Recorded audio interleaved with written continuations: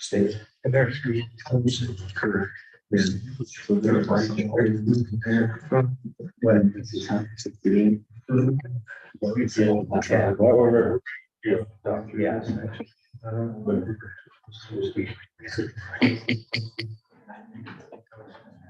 Call this meeting to order. This is a regular meeting of the Transportation Technical Coordination Committee. My name is Matt Meunier. I'm the new chair for the coming year. I'm with the City of Jeffersontown, Director of Community Development and Assistant to the Mayor. So welcome, everybody. I'd like to go around the room since we got a lot of people here and do a little roll call internally. And then I'll turn it over to Andy to do the roll call of our Zoom participants. Well, I start with my right. Jim Urban, Oldham County. No. Nick Vale, KIPDA. Chris Nicholas, KIPDA. Jeremy Shaw, KIPDA. Alex Vazorski, KIPDA. Keith Rippey, Bullitt County. Brad Cummings, Clarksville. Mike Huff, down in Clarksville. Jim Sullivan, Oldham County. Dirk Goen, Louisville Metro. Kevin Purcell, City of Charlestown. Amanda Deathridge with Little Metro. Jeff Brand, Louisville Metro. Arthur Jones, City of Shepherdsville. Tom Hall, KYTC District 5. Andy Rush with KIPDA.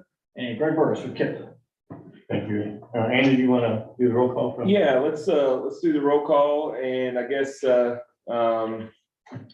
best way of doing this is I guess I'll go, on my screen. How about APCD? I see a couple folks from APCD. If you want to say hi or wave. I see Michelle and I see Byron. I'm here too, Craig. And I see Craig. There's Craig. Hey, Craig. Thank you all for joining us. Also from Little Metro, I see Michael King. Hey, Mike. Hello, everyone. We've got at least Kathy from NDOT. Is there anybody else from NDOT? Hi, Kathy. Hi, how are you today? Good. Thanks for joining us. Good, thank you. Let's see, everybody's moving around on my screen. So Miguel Zamora from the River Report. Thanks for joining us, Miguel. Hi, good afternoon, everybody. Okay. KYTC Office Transportation Delivery. I see Eric Perez. How are you? Hi, good. Good. Thanks for joining us. How about New Albany? There's Larry. Larry showed his face. Good afternoon, Larry. Good afternoon. Let's see. Larry's counterpart in St. Matthews is Keena Stratney. Thank you for joining us, Keena. Okay. Thank you. Yep. Yeah, I'm feeling fine. Feeling fine. And who else do I have? Tracy. Tracy from KYTC District 5. For those who don't know Tracy. And let's see, we've got Gina Kane from KIPDA staff on there. Gina. And we've got Bruce Bone from Trimark. I think I've got everybody. Do I have most everybody? Did I miss anybody? Mayor Owen, you just joined. Yes. Thank you for joining us, sir. Yes, absolutely. Thank you. All right, we have great attendance. Again, I appreciate everybody here in person. It's the biggest crowd we've had in this room in a while, and I like to see that. And I think we all like to see that. And we got a huge crowd online too. So appreciate everybody's support. Again, I mentioned last month, for when we do votes, that we ask that you keep your camera on and so we can see you during the vote. And with that, one more person we noticed, let's see, Brian Dixon. I saw Brian Dixon, Clark County Engineer. Thank you for joining us, Brian. You're welcome. All right, with that, I'll turn it back over to you. Thank you, Andy. Next on the agenda is the January 2023 TTC meeting minutes. Everyone should have been provided them in your email. I ask if there were any corrections to the minutes. If there are none, I entertain a motion. Motion to approve. Second. Any further discussion? All those in favor signify by saying aye. Aye. Opposed? Motion carries. Next time on the agenda is the Transportation Policy Committee report. Andy. Thank you. Last month's TPC meeting was held in this room on January 26th. Like usual, it was somewhat similar to our January TTCC meeting. A couple of notable agenda items. Amendment 9 was passed. That was presented to you all in earlier in the month. We ratified the officers of this TTCC. So Matt Meunier and Aida Kopic from TARC are our new TTCC chairs. They were approved by the TPC. Again, several agenda items very similar to TTCC. So I'll point this one out. We had a discussion regarding the recent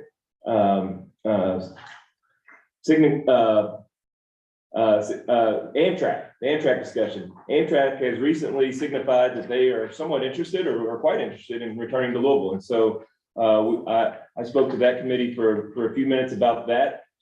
Something to note and something that that you all might not be aware of at our next meeting, at our next TPC meeting, that's on Thursday, February 23rd, 2 weeks from tomorrow.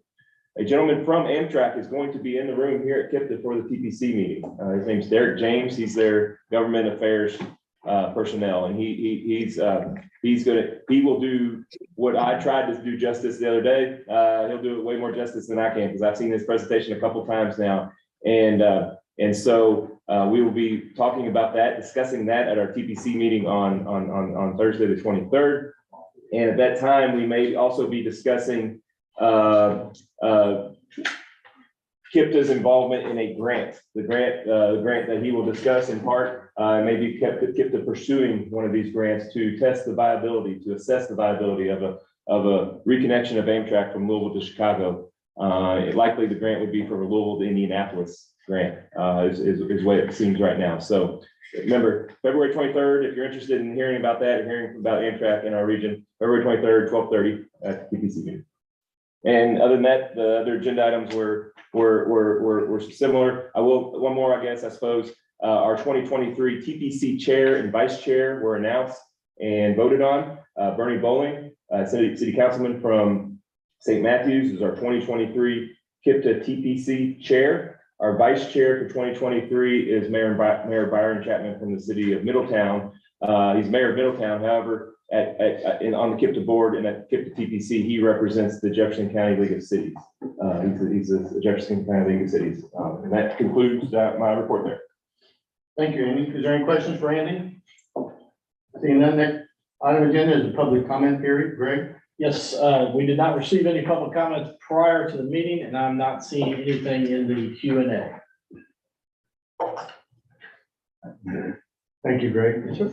Next on the agenda is the MPO dedicated funding call for projects. Nick? Yes, thank you, Chair. I'll be presenting information about the call for projects. There's a lot to cover. And obviously there's a lot on the line. There's a lot of funding that's being recommended. And I recognize that there may be a lot of discussion and questions, comments during this presentation. So try to be as thorough as I can, but recognizing that there are many items after this. But just to kind of get started, the MPO dedicated funding programs, for those who don't know, these are programs, federal highway administration programs, for which NDOT and KYTC sub-allocate funds to the MPOs around the states, including KIPDA. We receive funds from 6 programs in Indiana and 3 in Kentucky. The 6 in Indiana are the carbon reduction program, congestion mitigation air quality program, highway safety improvement program, the new Protect program, which is all about resiliency in transportation, surface transportation block grant, and the transportation alternatives program. In Kentucky, we received sub-allocations for just the CRP, STVG, and TA programs. So we made funds available through this call for projects in Indiana, basically through fiscal year 29. And for Kentucky, we made funds available through fiscal year 27. The bulk of the funds in Indiana are represented through fiscal year 26 through 29, and Kentucky from 26 and 27. Although because the CRP program is new, obviously we actually started receiving allocations for that in 2022. So in Kentucky, in theory, we have funds from fiscal year 22 through 27 that we are recommending funding for. More background. So last summer, we announced the call for projects. The last time we had a call for projects was in 2020 for just Kentucky programs, and it's been almost 4 years, almost 4 or 5 years since we had a call for projects for Indiana, and that's because we typically make 4 years worth of funds available, because we only receive about $5 to $6 million annually, and that doesn't stretch a whole lot to cover too many projects. So we typically include 4 years for Indiana. So this is the first time in quite a while for them. The application window was from August 8th, and it was originally set to close on October 31st. There was confusion about from some applicants about the 2 applications that we needed, both the KIPDA project application and the MPO dedicated funding application. So we extended it a couple weeks to make sure that everybody was able to apply that intended to. Like I mentioned, applicants had to submit 2 applications. One is the general KIPDA project application. Every project that's in the long-range plan, the MTP or the TIP must submit this project. There's a ton of questions that we ask to get clarity on scope and impacts of projects. And then the MPO dedicated, as its name implies, is only required when submitting or when requesting MPO dedicated funds. A new piece to the puzzle this go around is the Complete Streets policy and the compliance towards that. So the Complete Streets policy was approved by TPC in October of 2022. It's a detailed policy, but in essence, it requires applicants for MPO dedicated fund to include bicycle, pedestrian, and or transit modal elements. Or if they cannot, they have to request, applicants have to request an exemption to the policy. And there are a number of exemptions that were approved as part of that policy. And applicants must provide justification why they think that exemption should be applied to their particular project. Ultimately, this body and then ultimately TPC must approve those exemptions as well. So once those projects were received, staff spent November and December reviewing the applications. We evaluated the projects using the new TPC approved project evaluation process. For those that don't know, maintenance and programs aren't really scored on this process. They don't really fit in well. And obviously maintenance projects are important because we all believe in a fix it first kind of mindset. But all of the projects can score up to 200 points. Basically, there's 100 points for the common criteria in the evaluation model. And then there are 3 modal components, one for bike and pedestrian, one for transit, and one for roadway projects whose primary, and that's all based on, primary project type. So obviously there are a lot of roadway projects that have bike ped elements, but sponsors are asked to pick, are you a roadway project? Are you a bike ped project in terms of the primary? So all of that was reviewed and we prepared a lot of materials that were then sent on to the TTCC working group, including we consolidated all the project information into 1 to 2 page forms. That information was also provided in a link in the TTCC packet. The MPO dedicated funding applications themselves were provided with the detailed Complete Streets responses. Cost estimates and local match documentation was provided by applicants.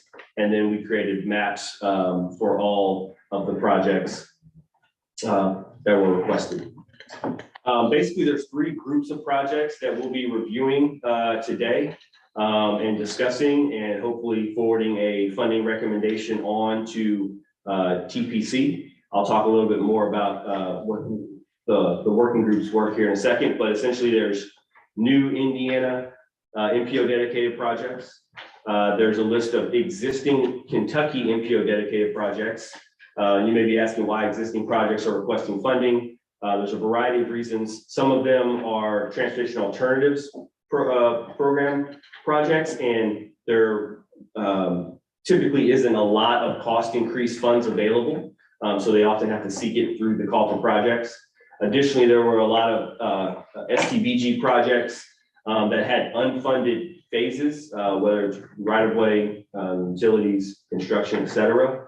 And so some of those sponsors had pushed, some of those projects had pushed their phases out of the program and are now requesting to add them back into the MPO dedicated program. So those are a couple of reasons why you'll see those and why we're discussing them. And then finally, there's a list of new Kentucky MPO dedicated projects. So funds that were requested And you can see some strike throughs here because we did have, I think, one project in each of the 3 pots rescinded. So in Indiana, we originally received 11, but there was one project that was rescinded by Clarksville. So we ended up with 10 projects that applied from 5 different sponsors. Approximately $24 million was requested, and we have about $21 million available. And for the existing Kentucky MPO dedicated projects, there were originally 25 that were applied for. One was rescinded by Louisville Metro. That's the Cooper Chapel Phase 3 project. So we have 24 projects from 2 sponsors. The total request is $29 million approximately. And the total funding available is roughly $78 million. And that's for both existing Kentucky projects and new Kentucky projects. So the working group had to take all that into account. On the new Kentucky MPO dedicated projects, we originally had 29 requests. One was rescinded by Metro. So we have 28 from 10 different sponsors, totaling roughly $111 million. And, you know, with a total funding available of 78 for both the new and existing Kentucky projects. So the TTCC working group, must be convened. That's written in the project management guidebook that TPC approved. That group must be convened when the request for MPO dedicated funds is greater than the funds available. And that was the case for both Indiana and Kentucky. So that group is tasked with developing funding recommendations to present to this body. It's made up of representatives from 9 agencies. There's always 5 standing member agencies: NDOT, KIPDA, KYTC, Louisville Metro, and TARP. And then there's 4 rotating member agencies, 2 from both sides of the river. We had Clarksville and Floyd County, Jeffersontown, and Oldham County. We had 2 meetings. We met on the 25th for a couple hours, and then we met on the 31st for almost 4 hours. Really appreciate all the hard work that was put in. There was a lot of detailed questions, a lot of tough conversations. A lot of the things that were discussed, I kind of listed here under considerations. We talked about the eligibility of projects and both applicants as well. We talked about complete streets policy exemptions and making sure that all the exemptions that were requested were considered justified. And I can report out that all 5 of those KIPDA IDs you see listed there were reported out as being justified in terms of their exemption to the policy. One of those 5 was not recommended for funding, but obviously we want to make sure we're clear and that they were eligible. We also discussed all the proper programming of the existing Kentucky MPO dedicated projects. That was a heavy lift for the group, for sure. And then there was all member agencies ranked their projects. We provided an aggregate rank based on all 9 member agencies. That's kind of where the rankings started from. And then there were discussions that were had to move projects up or down in some cases. Obviously we've been for 6 hours. There was a lot that was discussed. So if there are questions and comments and other things that come up, don't be surprised because there was a healthy amount of discussion. Before I get into the new Indiana MPO dedicated projects, does anyone have any questions or comments? I do want to present this one first before we hop into that packet. Does anyone have any questions or comments about what I presented so far? Okay. All right. So in Indiana, one key thing to remember in all of this is that Indiana implements a use it or lose it policy for the annual funding that we receive, meaning we aren't allowed to carry over funds from one year to the next. That really complicates things, makes things a lot less flexible than they are in Kentucky. In order to fully fund projects, it makes it all sometimes impossible. So there are a lot of cases in Indiana where sponsors are being asked to overmatch, provide more than 20% local match. And sponsors, in most cases, I think in almost all cases in Indiana, did indicate that they were willing to provide that additional local match. That's a question we asked in the MPO dedicated application. Again, there was one exemption to the complete streets policy that was requested, Clark County's Memphis truck stop. This is an area or this is a project that wouldn't necessarily be altering the geometric design of that area. It's basically a truck stop right off I-65 in Memphis. The project is not recommended for award, but obviously that can all change with TTCC's decisions. But we did consider that exemption as justified. So what the TTCC has recommended, or TTCC working group has recommended, is the award of $21,735,695 to 10 projects. They were included in the TTCC packet in detail. If the funding recommendations hold steady, then there would be $35,499 left over, I think in fiscal year 29, that could be used for future cost increases. But at this time, I think I'll pull up the list of recommended projects and walk through those. And obviously this body can make motions to change these recommendations. That's definitely something that's allowable. So the highest ranked project on the list, and let me add one more thing. The working group's rankings meant a lot in that when I was programming funding into our tracking sheet, obviously we've got these master spreadsheets of all the different funding programs, all the different fiscal years. We know what years sponsored wanted particular phases in. That wasn't always the case. So I started at the top with the top ranked project and fit that project as close as I could into its requested fiscal years. And so what happens is there's a cascading effect. And so towards the bottom of the ranks, the ranks 8, 9, 10, those projects we had to find the funds where they were available. And so, I always heard from, Brian Dixon at Clark County that it didn't exactly match the fiscal years he was hoping to have those phases funded in. And that's the reasoning behind it, is we tried to prioritize the top ranked projects. So the first ranked project in Indiana was Clarksville's Progress Way improvements, recommending a total award of $2.8 million for 3 phases, the right-of-way phase, utility, and construction phase. Clarksville Stanford Avenue streetscape improvements, recommending the award of $4 million in SDBG funds for the PE, right-of-way, and construction phase. KIPDA's regional rideshare program is being fully recommended for funding for $127,000 each fiscal year, using STBG funds for the operations for a total of $508,000. New Albany's Graybrook Lane extension is being recommended for funding for $2.9 million, using STBG funds, funding the PE, right-of-way, utilities, and construction phases. Another New Albany project, intersection of East Spring Street and Behero Avenue, is being recommended for funding using HSIP funds for a total of $2.584 million. Clark County's Jefferson Charlestown Pike Improvements Project is being recommended for funding for $4.065 million, and those will be split between the Transportation Alternatives Program for the right-of-way phase and the Carbon Reduction Program for the 2028 construction phase.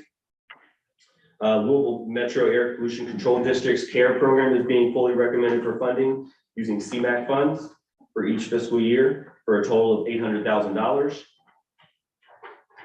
Clark County Salem Noble Road from Highway 62 to Jeffersonville Charlestown Pike is being recommended for funding using Surface Transportation Block Grant funds for a total of $3,463,512. And these are all federal funds that I'm mentioning. Clark County's Henryville sidewalks. This project is being recommended for Protect funding. Protect funding is actually eligible to cover rehabilitation, renovation of transportation facilities that are eligible under the broad U.S. Title 23. Those are the 9 projects that we are recommending, or that the TTCC working group is recommending for award for a total of $21,735,695. The other project that's not being recommended for award is the Memphis truck stop project. And that request was for $2.85 million. And then lastly, Clarksville did rescind that River Falls Mall Ring Road Extension project. So at this time, I kind of want to open up this for discussion about the Indiana funding recommendations. And if there are any questions or comments, I'd be happy to answer those. But I guess I would like to make sure that this is what this body would like to see as well, or if there are changes to be suggested, please bring those up as well.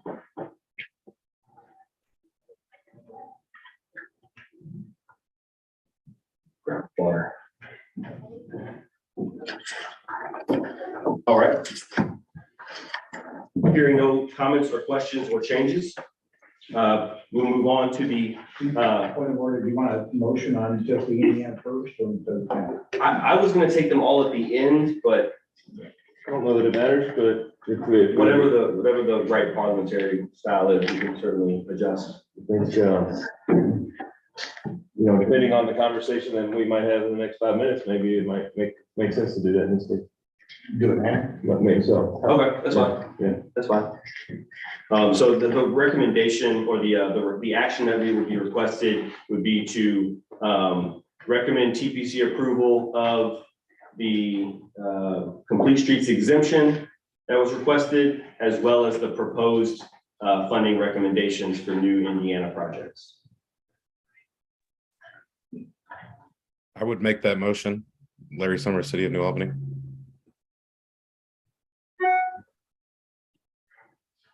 We have a motion and a second. Is there any further discussion about recommending approval of the project moving on to the TPC for action? Seeing none, all those in favor signify by saying aye. Aye. Opposed? Motion carries. Thank you. Can you go back to the presentation? Next, we're going to talk about the existing Kentucky MPO dedicated projects. One slide. Next slide. Thank you. So just to kind of set the table, KYTC does allow for carryover from 1 year to the next. It is a slippery slope. We have a large carryover balance already for the Surface Transition Block Grant Program and the TA program. So I do want to just always caveat that it's not guaranteed that the MPO can carry over our funds in perpetuity. And I put KYTC assists with this every year by making sure that the annual amount of STBG funds or TA funds or whatever the program may be are obligated across the state. That kind of covers us as an MPO in a region when we don't obligate 100% of the funds that are apportioned in a particular year. No exemptions to the complete streets policy were requested for existing MPO dedicated projects. Almost every one of these projects is a sidewalk project, a shared use path project, or something to that effect. So there were no exemptions needed. Also, these are existing projects, so they're somewhat grandfathered, if you will, because this policy was just approved in October 2022, but we did want to kind of bring it up and talk about it in case there was issues. So the TTCC working group is recommending the award of $29,328,334 to 24 existing projects. If fully funded, that would leave approximately $49 million available for new Kentucky MPO dedicated projects. I'm not going to go through every single one of these projects unless on the existing ones, unless someone would like me to. If so, I certainly will. They are all existing. They all had previously been awarded funds by TPC in the past. And like I mentioned, some of these are considered cost increases. Some of these are projects that are being pulled back into the program that were previously removed by project sponsors. So I'm happy to get into any specific projects if you'd like me to. Does anyone want to hear anything about specific projects? Obviously, all of them are listed in the packet, but happy to take any comments or questions.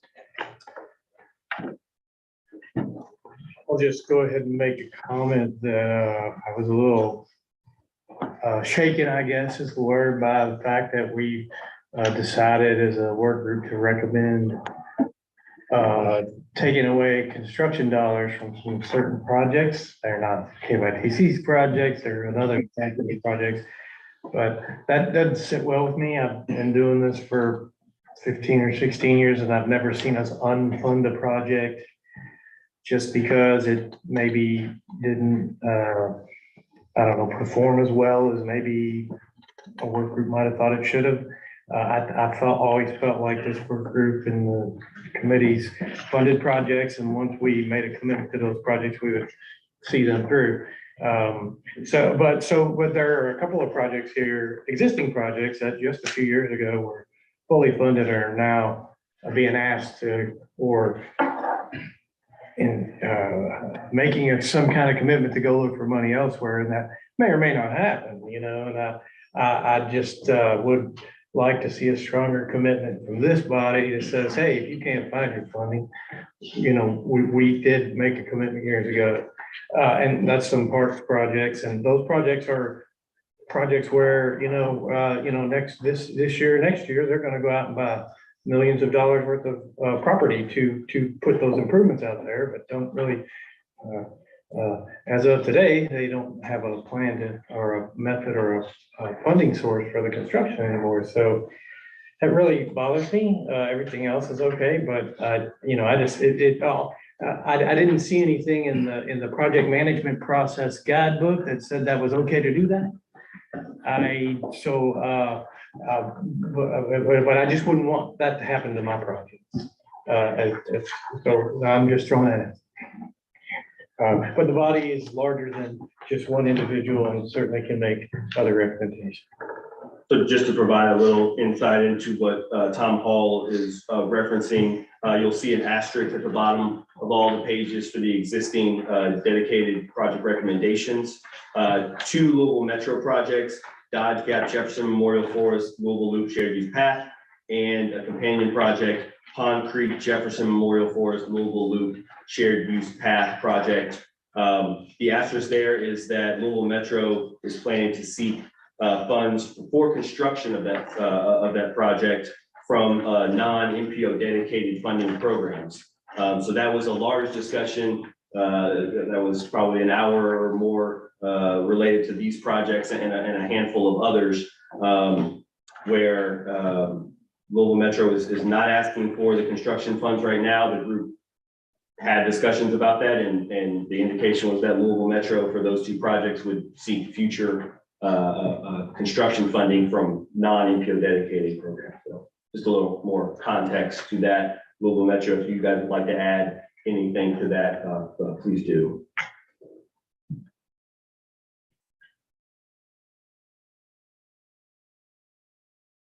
Any other comments or questions? I do want to comment that I'm not sure I like the bucket full of CRP, TA, STBG. I mean, we had submitted projects and we intended to be in each specific of those buckets, and then at the end, then it's a blended pot, and all of a sudden we're getting projects that, for example, a sidewalk project, we no longer would apply for CMAQ dollars because they show so little air quality improvement.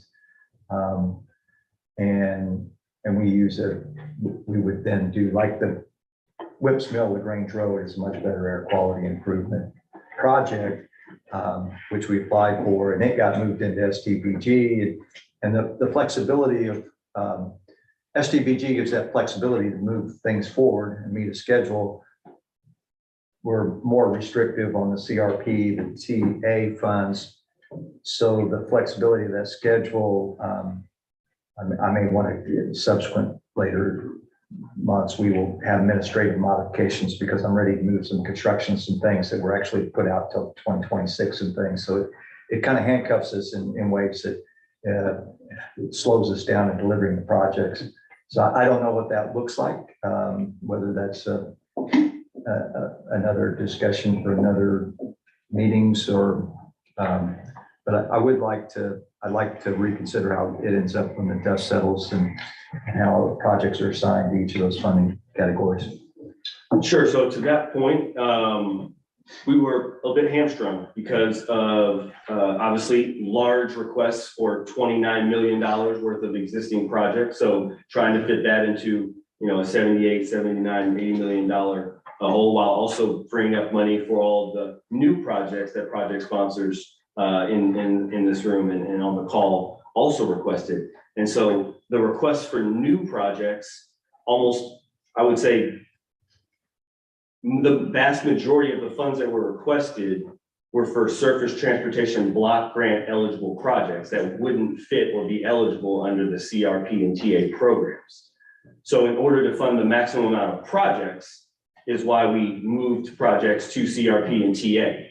So like I mentioned via email to you guys last week, if there are things we can do to move and pull other Louisville Metro projects, I we guess, can certainly talk about that, but I didn't hear anything back on suggestions on how to do that, because as you can see from the tracking sheet, it's very complicated and how to get it all. I get that, it is complicated. But for example, the Whips Mill LaGrange Road intersection is adding a left turn lane, which is a air quality improvement, is eligible as CRP, but you determined it wasn't. And I don't understand why that would have occurred, but it's okay. I may want some flexibility to kind of shuffle these pots around a little bit so I can continue to get my projects on schedule. Yeah, what we don't have is more funding to move projects up. So you would have to sacrifice one project for another. I will look at that. Andy, I'll be coming to you with some suggestions for maybe within the CRP pot, move something out to bring others forward so that we can go ahead and advance projects that are ready to go to construction much sooner than the way it's been, the way these have been laid out. And we didn't have enough time to really go through that as it fell out. But I guess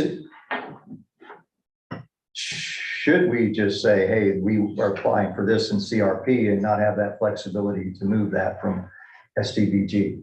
Or as it turned out, we applied them in all those different pods. If I might ask, why does it matter too much? Why is it a big deal? Which one we got? The Broadway TAP funding went to CRP, which is a streetscape project, and it was moved out to 26, and I'm sitting on final construction documents, NEPA document. I'm ready to take it to construction. Those kind of things is. So it's a time thing more than it is a funding source. It's not necessarily true. To add to that, it's an administrative burden because TA funds, for example, are administered out of Frankfurt, whereas STVG funds are administered out of the highway district. And they have very different approval and oversight processes and payment processes, dramatically different. And when you switch those funds, suddenly Tom Hall's not the project manager anymore. Somebody in Frankfurt is, who does things completely differently. So suddenly Dirk has a whole new criteria he has to meet that he's been working to fulfill for years. And so there are big issues in doing that. And so I completely support what Dirk's saying, that we have to be very cautious which projects get which sources of funding, which I think was a suggestion in our work group meetings, that maybe in the future, when funding sources come available, we don't just bundle them all together. Maybe we look at a call for TA projects separately, CRP or whatever they are, and then STVG funds. Look at those calls for projects separately and how they, because it gets too big.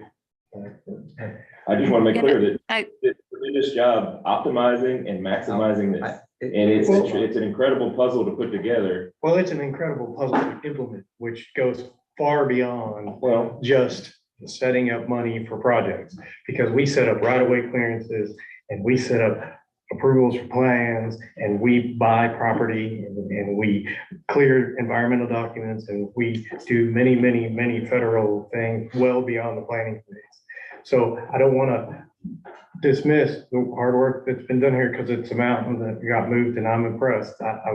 But I also want to say that, we have to implement what gets programmed. And sometimes we're still dealing with some of those challenges. Sometimes when we look at projects and we go, why isn't the project moving? Well, a lot of it has to do with those changing of the funding source, and it just threw us into a tailspin. So implementation, how these get implemented is important to consider when the funding source is assigned. Okay, Transportation Cabinet moves around funding regularly too, finds different funding sources, whatever's available at any given time. I mean, that happens regularly. Anyway. Can I add something in here? I had maybe a different perspective on this, but I think also relates to this idea of putting all of the projects and all of the funding sources in the one pot and ranking them all kind of with the same yardstick there. When one of the concerns I have is that not all the funding sources have the same goals. And in this case, CRP is very different funding goal there. I mean, it is specifically to reduce emissions from on-road transportation. And right now, it looks like the ranking process doesn't really allow us to look at the projects that are aiming for those funds and weight them against their purpose for those funds. They all go into the same bucket and they all get the same project ranking process. And I think I brought this up before when we are actually going through the project form maybe a year or two ago, probably at least a couple years. And that was really more in terms of CMAQ funds, but the award process for that can be very different.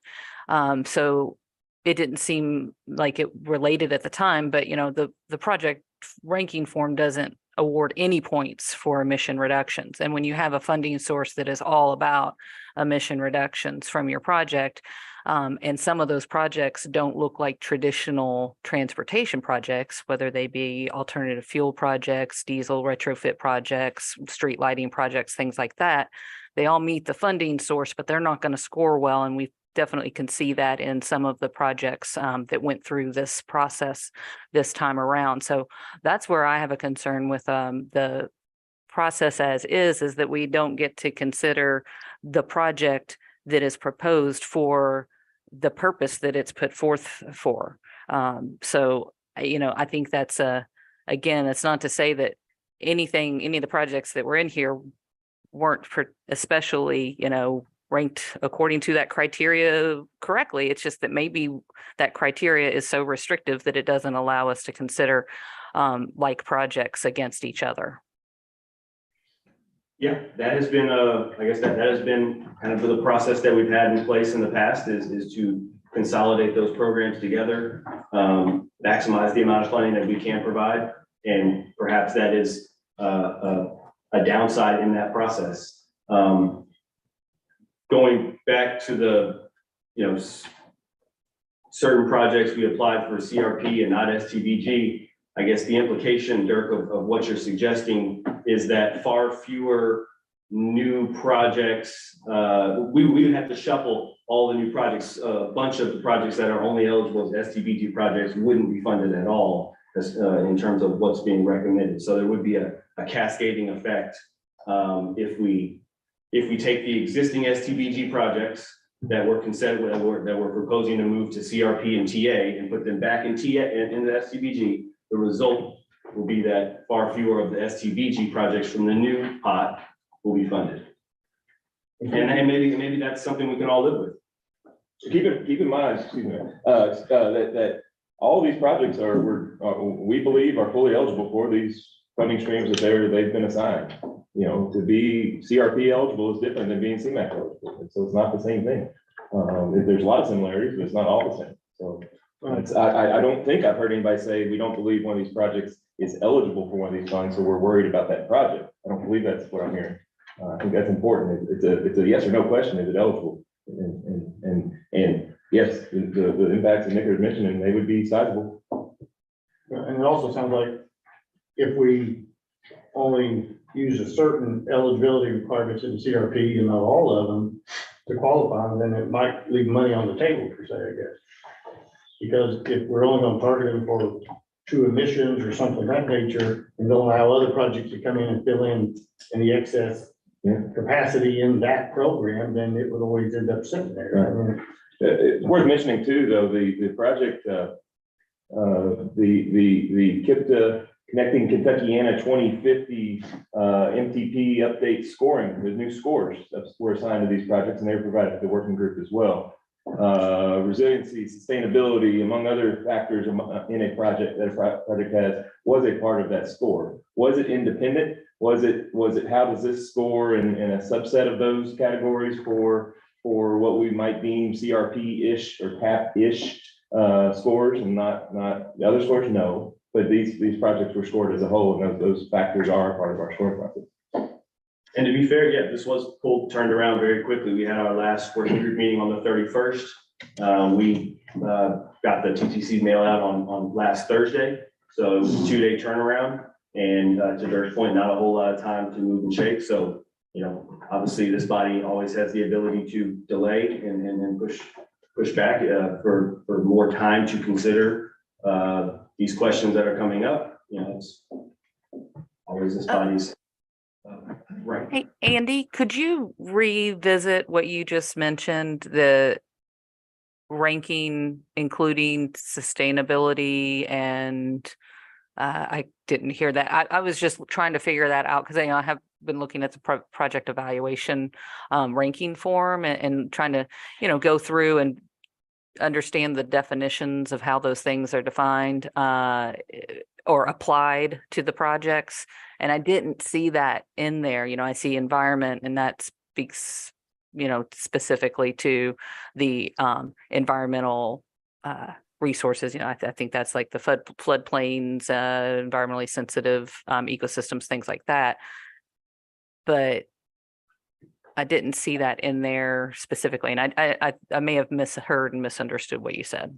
I don't have them in front of me, but we have 9 goals. Do I have that right, Alan? 9 goals, various objectives and performance measures that are within those 9, and points for the KIPDA MTP project scoring framework was built on that structure of those 9 goals and their sub goals, their objectives and performance measures. Okay, so those were that's for the entire plan, not for the project ranking. It goes into the project ranking. We can provide a master file of every, there's, you know, 30 something different individual scores that make up the composite score. So we can certainly make that information available. That would be helpful to see again. I mean, like I say, I was just reviewing the project evaluation form. So I may not be looking at the right thing. And obviously this is not a specific, this is not a conversation to change any of the rankings factors. So I don't know that this is the time to dig in as. We're sharing the screen right now, and I mean, it's hard to see. It's just something we had access to, but yeah, this is, you know, you see, you know, goal 1 is safety, and then there's individual objectives, and then within each objective are the performance measures, and so that's in essence our scoring system. Okay, I guess I just didn't see those in the line items that were the scores that went into what we're seeing in these projects. I can't read the words on the screen, but I will review that. And these scores were presented to the working group on all the projects, including the existing ones. That's right. Yeah. Well, Andy, if we're going to, all of these goals and objectives and actions were part of our previous action items on this committee. Correct? That's very correct. That's very true. Yes. Already been adopted. Right? Yes. And again, I understand that we're using the system that we have here right now, but I do think that this is perhaps illustrating some points that we may want to go back to figure out how to address these concerns of kind of I just feel like there were things that were clearly not competing well that were CRP projects in particular. Obviously, I'm coming at it from looking for the projects that have emissions reduction potential. We need those. We always do.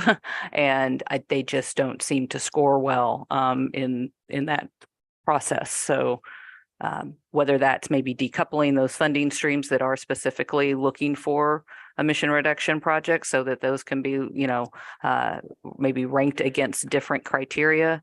But, you know, there are places where you just can't get points for an alternative fuel project. That's totally true. Yeah, there's Yeah. definitely, you know, Well, you can specifically get points for an alternative fuel project. That is one of the scoring pieces. yes, you can. An EV type charging program is going to be at a disadvantage when competing against a reimagined Ninth Street project. Its scope, the breadth, the width of the project, it is going to hit a lot more targets and a lot more of the performance measures that we've established. And so, yes, you are correct. It will score much higher than, say, a streetlight project, an EV charging project, a signal project, that sort of thing. The signal might have scored high, but And that's all all of those are projects that would be highly ranked if you're looking at them based on emission reduction potential. Obviously, CRP is not exactly the same as CMAQ, but since they even let you commingle those funds if you'd want, they are really, really close. So that's just kind of, I think that's the point that I'm finding in this thought of maybe all the projects don't get looked at with the same criteria or the same weight for those criteria, because some should have more weight because that's the goal of the funding source itself. Yeah, to be clear, CRP basically is a combination of CMAQ eligibility and TA eligibility. So everything that's eligible under those two programs is also eligible under the CRP program. It's the nuance there is that CRP is given to every urbanized area, not just those that are in non-attainment or maintenance of air quality standards. Yes, totally valid points. If this body wishes to do something differently, I'm all ears. Would we entertain creating a working group to discuss future years and the CRP having a different ranking procedure than the STBG? Karen? For my, yeah, I was gonna say. Are you making that form of a motion? I make a motion that we form a working group to look at different project evaluation for CRP funded projects versus STBG. Well, I'll We have- second that motion. You have a motion and a second. Is there any discussion? Well, it doesn't relate to anything that we're being asked to approve. No. I just want to be clear about that. We just had a long discussion about something that's really not even an agenda item. I get it, but as long as it doesn't affect these projects today. And I like that. I mean, when we went through the very first round of trying to organize all these projects through our management program, we did go through the evaluation process and we did create ranking systems through the base level criteria. And we held fast to, with the first flush of projects, to hold them in place per those recommendations. And we wanted to see how the process works with them. So I think probably the same thing here is in order. And I guess what you're saying is that let's stay the course, but your motion probably maybe is a fair one because this is a fluid environment and you're talking about transportation dollars anyway, programming years and everything else. Let's see how this works and if it isn't working properly or if it needs to be tweaked, you know, then I think we can always come back and evaluate that situation and see how we play through that system. I guess that Metro had presented some strong projects for reductions and improvements to air quality through the CRP. But the KIPDA ranking using all the criteria, those rankings put them near the bottom. The fact is, I think Can I make a quick note? I think we gave 20 points to one of those two projects and we ended up with 25 points total. And so obviously when the larger group looks at those type projects, it doesn't rank with that, the criteria we're using for STBG and those for air quality improvement. That shouldn't be on the same, unless we revise the whole process to give us better results for those projects that actually do move the needle on for air quality. And I think that's Michelle's point, right? Right, yeah, and I think, that example is a good one in this kind of in the same playing field with all of the rest of these projects that it was hard to even see where you would categorize that. It got categorized as a roadway project. Oh. Hello? Yeah. Lost it for a minute. Yeah, we broke up there, just say, Michelle. You might want to circle back to the beginning of your conversation. Oh, okay, I gotcha. Yeah, I just think that the example that Dirk pointed out is a really good one of how these kinds of projects in the same pot looked at with the same kind of ruler there. It makes it really difficult because in this case, the EV charging project was defined as a roadway project. It wasn't like there was a better fit for it anywhere else, but there's just not a project type that really fits well for alternative fuel vehicles or infrastructure or these things. And so it got 5 points out of that, all of those roadway criteria, because most of them just didn't apply to this type of project. So that's a really good example of where air quality projects maybe don't fit all the same project types, much less the rest of the criteria that the rest of the transportation plan projects clearly do. So yeah, and to the chair's point, I do see this as being sort of okay, well, we went through this. We had a big exercise to use the process that we've established, and now let's go back and see where it worked, maybe where it didn't, and what else we can do in the future going forward to improve it. So this is something that is, I think, a forward-looking conversation for us. Yes, I think we're going, these rankings and the scores are based on actions that we established in order to establish those scores by this committee. So yeah, it would have to be another relook at that source score. I feel comfortable saying that on average, the higher scoring projects were higher up the list when we put existing and new projects. I feel very comfortable and confident in saying that. The scores that came out of our system as so-called the best projects were highest, they were the ones that were at the top of the list of the working groups priorities. I believe that. I fully believe that. Yeah, there is a good point. I mean, they don't, projects like that just won't fit well in our current scoring system. I don't think they probably scored well in the last one. I do want to make a note though, the scores didn't determine the ranks. So the scores were one element that each working group member, I think, considered. And then those members ranked projects, 1 to 28 or 29 or whatever in Kentucky.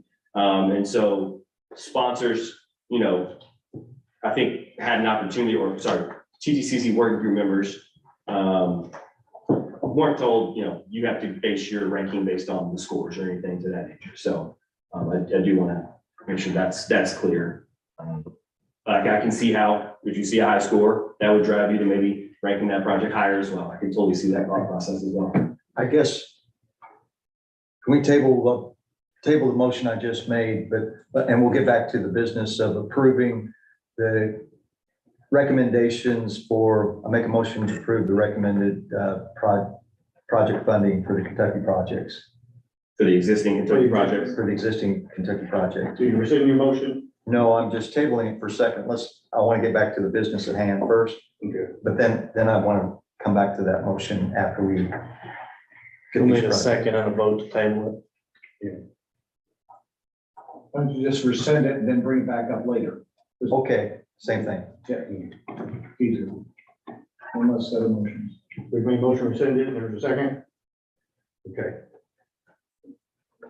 All right, well, let's take that action in on our existing projects and do I have a motion to move forward on the existing project funding as discussed with Nick to the TBC.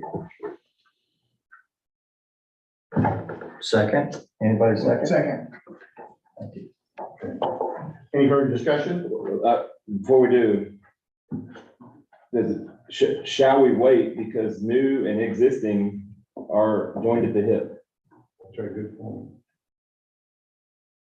right? If we make changes to new, then that, or changes to existing, certainly that changes what we have available for new, is the way we sequenced it the other day, and then perhaps the way Nick is presenting it here Well, today. then why don't we rescinded his motion to do this other working group. Why don't we move on to the new project presentation? Okay, And then we could look at taking the Kentucky projects either in all in one motion, or we can break it up at that point. Okay. After all those discussions. Okay. Greg, can you pull up the slide for new Kentucky projects? We'll go over these projects in more detail.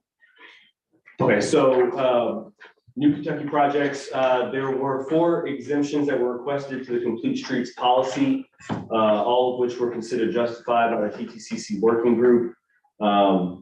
They are the Louisville Metro downtown traffic signal upgrades, the Louisville Metro, the Grange Road and Whips Mill intersection improvements, the Oldham County Kentucky 22 Clore Lane intersection improvements, and one project that's not currently recommended for funding is the Louisville Metro EV charging infrastructure. So all those are recommended as justified to meeting Complete Streets exemptions. So in the packet that was presented, we are recommending $46,263,254 to 21 new projects. This would leave approximately $844,000 in CRP funds and $2.4 million in TA funds for cost increases or for something else. A quick note that for the SCBG program in Kentucky, we set aside 20% annually of the suballocated amounts. So those funds will always be available and are not being awarded through this process. So there will be, $4-ish million available annually for cost increases in the SCBG program. And I will, Greg, if you pull up the packet, I'll go over the new Kentucky projects.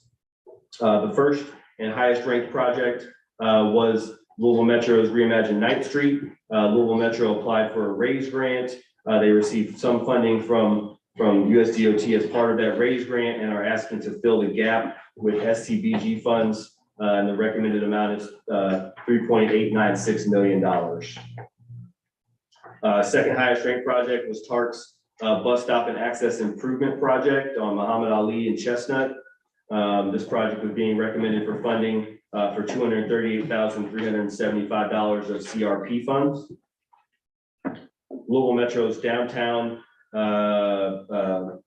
Louisville traffic signal upgrades is being recommended for funding through the STBG program for $3.72 million. Louisville Metro Westport Road sidewalk through I-265 interchange is being recommended for $940,000 through the CRP program. Jefferson Town's Waterson Trail signalization project is being recommended for $1.012 million in STBG funds. Louisville Metro's Dixie Highway Streetscape project is being recommended for $1.622 million for CRP funds. Got the Jefferson Town Galeen Drive Sproul Road collector extension being funded out of the STBG program for $6,464 million. Louisville Metro's Mutual Bank Road received a little bit of funding through the omnibus, recent omnibus bill. The request for $6.005 million in STBG funds was recommended. Jefferson Town's Billtown Eastview collector extension is being recommended for STBG funds for $1.02 million. KYTC's Kentucky 2050 project is being recommended for $2.18 million in STBG funds. The Louisville Metro LaGrange Road and Whips Mill intersection improvements is being recommended for $1.123 million in the STBG program. KYTC's US 42 safety and mobility improvements from Harrods Creek Bridge to River Road is being recommended for $9.552 million in STBG funds. KYTC's Kentucky 1065, this is a planning study, is being recommended for STBG funding of $200,000. Tark's Bus Stop Improvements Project at Eastern Parkway and Preston Shelbyville Street is being recommended for CRP funding for $121,165. KYTC's reconnecting West Louisville to the Ohio riverfront through the Riverside Expressway I-64 corridor. This is a planning study that's being recommended for STBG funds using $600,000.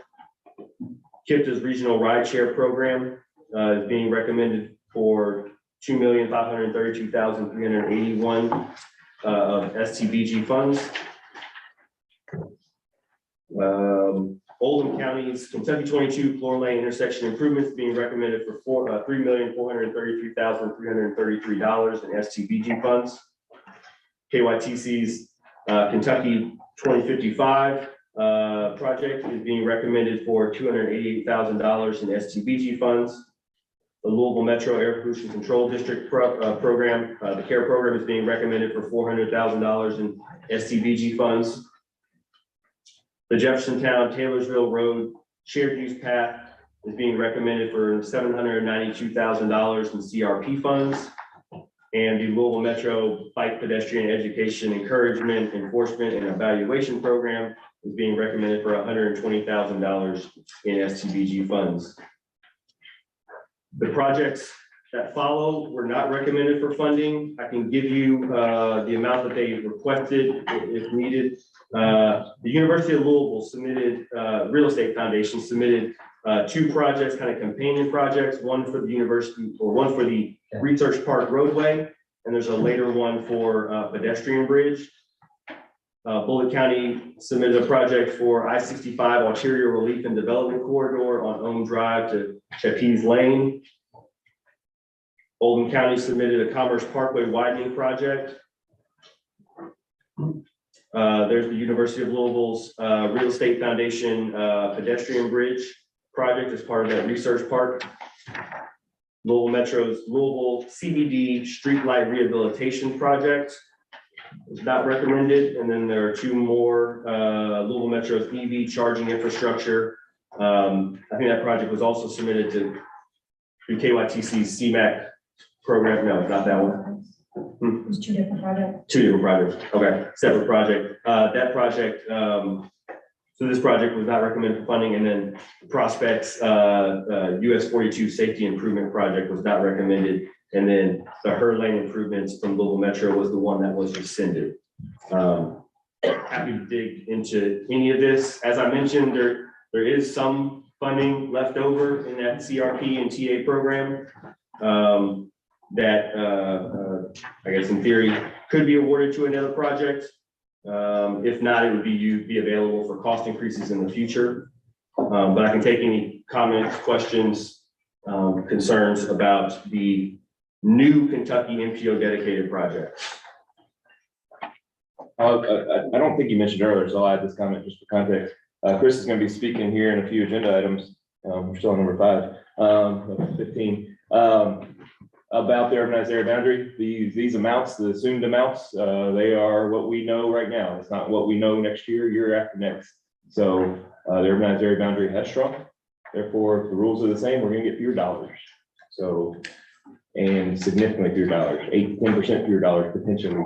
And so that's important context. And so these cost increases or the room for cost increases that might evaporate for other reasons than typically does, which inflation is what typically does that perhaps. So just want to point that out.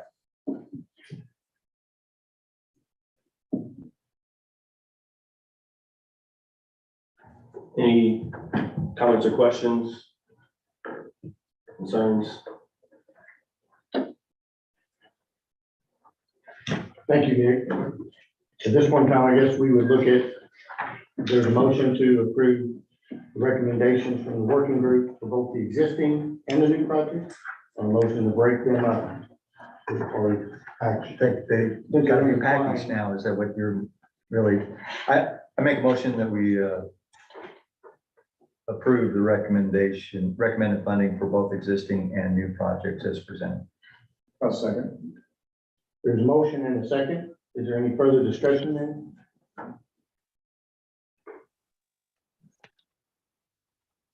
Seeing none, all those in favor signify by saying aye. Aye. Opposed? Aye. Motion carries. Thank you. Thank you all.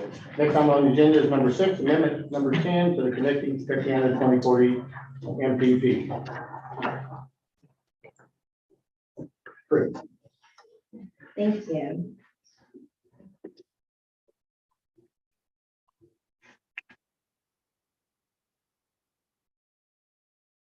Okay, so my name is Chris Nicholas. I'm presenting the agenda item 6, amendment 10. It's for the Broadway all the way Complete Street project. Just a little quick refresher process. Why are there amendments, new projects and project changes that don't fit the criteria? Oh, I wasn't thinking about that. That don't fit the criteria for administrative modifications must be added through amendments. This will be the final amendment to this TIP and MTP. Amendments can take up to 6 months. Administrative modifications can be processed within 30 days. To be considered for an administrative modification, it must be a new project that is not regionally significant and qualify as a group project. Also, many minor changes to existing projects can be as administrative modifications, but this one is not one of those, so we have amendment 10. Okay. So what's happening? We have a TIP action to add the project, and an MTP action. We have a few changes. We have a change in project sponsor, going from Rural Metro to TARP for the sponsor. The name was revised. It was Broadway Complete Street. Now it's Broadway all the way Complete Street. Added the state ID, and the open to public date has changed from 2035 to 2031. The TIP total cost programmed in the TIP to date is 6.25 million.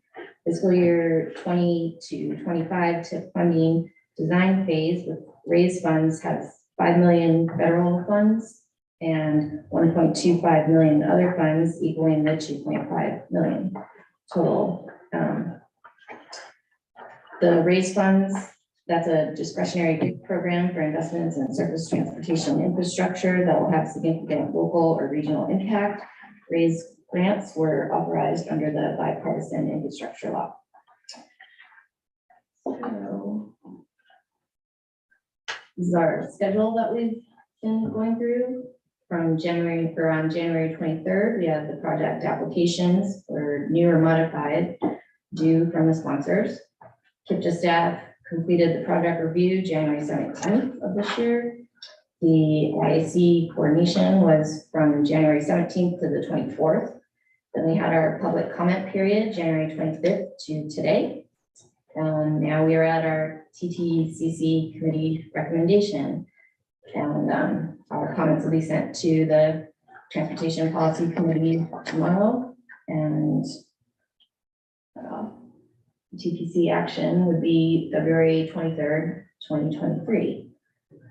Because it is just the one project, I just did a screenshot of our map, our public comment map. The public had a few ways to make comments. They could go online through this map, they could email, they could mail, or they could attend our virtual presentation. There were actually a handful of people who attended and commented.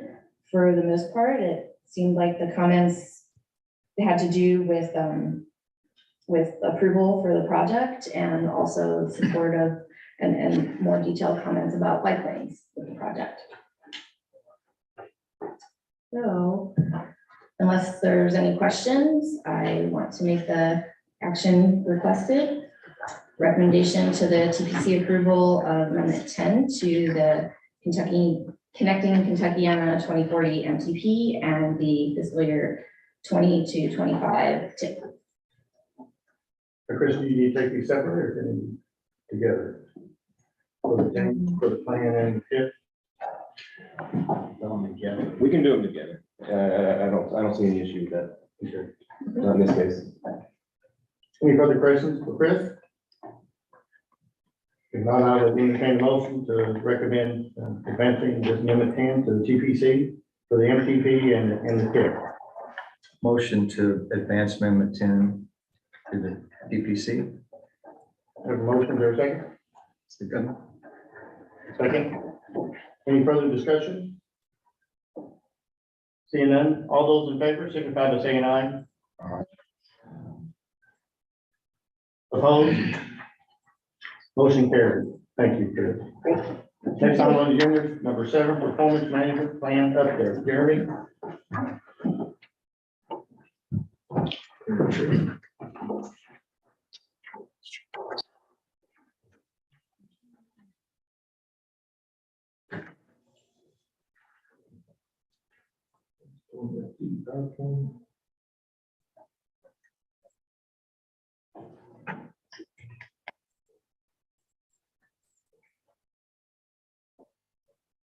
So this is the annual safety update. This is performance management number 1. This is part of the federal performance measures. We got PM1, 2, and 3.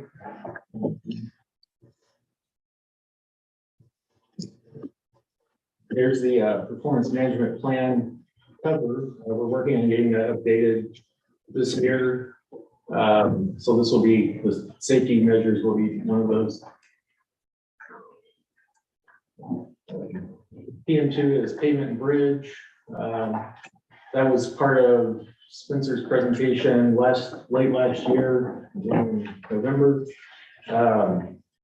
PM3 concerns CMAQ and freight.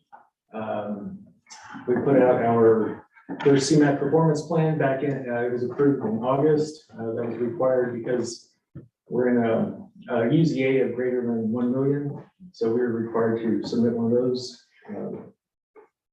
We still have KIPDA developed measures. That was also part of Spencer's, what he had approved in November.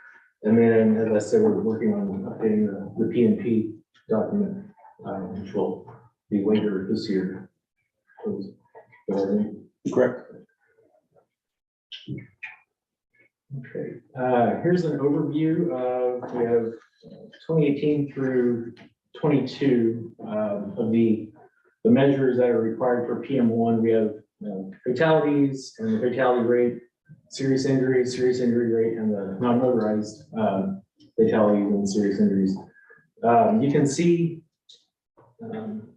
starting in 2020, all of the statistics jumped up, except the non-motorized users. That was sort of plateaued since these numbers were collected. And we'll look at the individual categories and baseline and targets on the next few slides. Okay, so here's the numbers for fatalities broken apart by counties. Jefferson obviously is much higher due to the population there. The other counties below it, Oldham, Clark, and Floyd. We see some varying trends, just dropping slightly from 2020, 21, 22, and then some fluctuations in the other counties, more rural counties. Serious injuries continue to increase. You'll notice that Jefferson County is high on all those. And when we look at the non-motorized, you'll see that because of the urban nature that they're particularly high.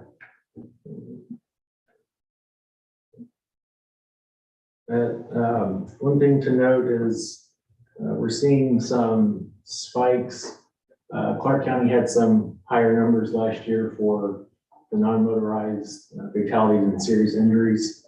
So hopefully some things that we look at, or that as Alex is going to talk about in the Safe Streets grant, we'll be able to help improve some of these numbers. Okay, so for the federal measures, we have to set targets and baselines. So the data that you just saw, for the targets and baselines, we take, we have 4 years in the past, and 1 year in the future to set the target. So while it seems like we're not being maybe aggressive in our target setting to reduce fatalities, where we sort of look at greater reductions is in the performance management plan and MTP, where we can set, I think we look at maybe 40% reduction. As I said, Spencer had looked at that last winter, in November. There you see the fatality rates. So these look at the fatalities and then the vehicular miles traveled, the 100 million VMT. And so we look at the collected VMT from the counties, and then for the current year, that data doesn't come out until maybe closer to early summer, so we can get more accurate counts on those. What's notable though, that the most recent NDOT or Indiana VMT seems a little low, for the trend. And so that the VMT is very influential on the rates. It's fatalities per, was it billion VMT or 100 million? 100 million VMT. So it was notably low in 2021, in our Indiana counties, but not so much in the Kentucky counties. In other words, the Kentucky data shows that the VMT that might have dropped off in 2020 bounced back, but at least the NDOT data, the NDOT HPM estimate will show, what was it, maybe 20% lower or something like that. Yeah, the data we have access to is much lower, so that doesn't affect fatality rates and serious injury rates. It's going to inflate those rates. It's going to look bad, right, if the VMT is low.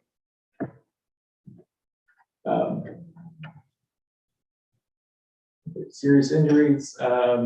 So if you're looking at the trend lines, fatalities are trending up, but if you look at, say, since 2020, they're, let's see. Okay, I found this on the web for say since 2020. Check it out. Let's see, fatality rates. Serious injuries. Serious. Have sort of plateaued since 2018. And again, the serious injury rates are affected by the VMT, which, as Andy noted, is a little low in Indiana, but the rates are sort of peaked and maybe started to come down a little bit. Non-motorized fatalities, these are just pedestrians and bicyclists. I think some historical data you could probably find, like horse and buggy in there, but I didn't been finding this time. But unfortunately, they are trending up, and like I said, the Safe Streets grants and our Complete Streets policy hopefully can factor into reducing. So the summary, we're looking at the previous year's baseline and targets, and then where we actually landed in terms of numbers, of course, the rates, the MT based, and then the yellow and green columns are what we're seeking approval for this year. That's all I had. If anyone has any questions about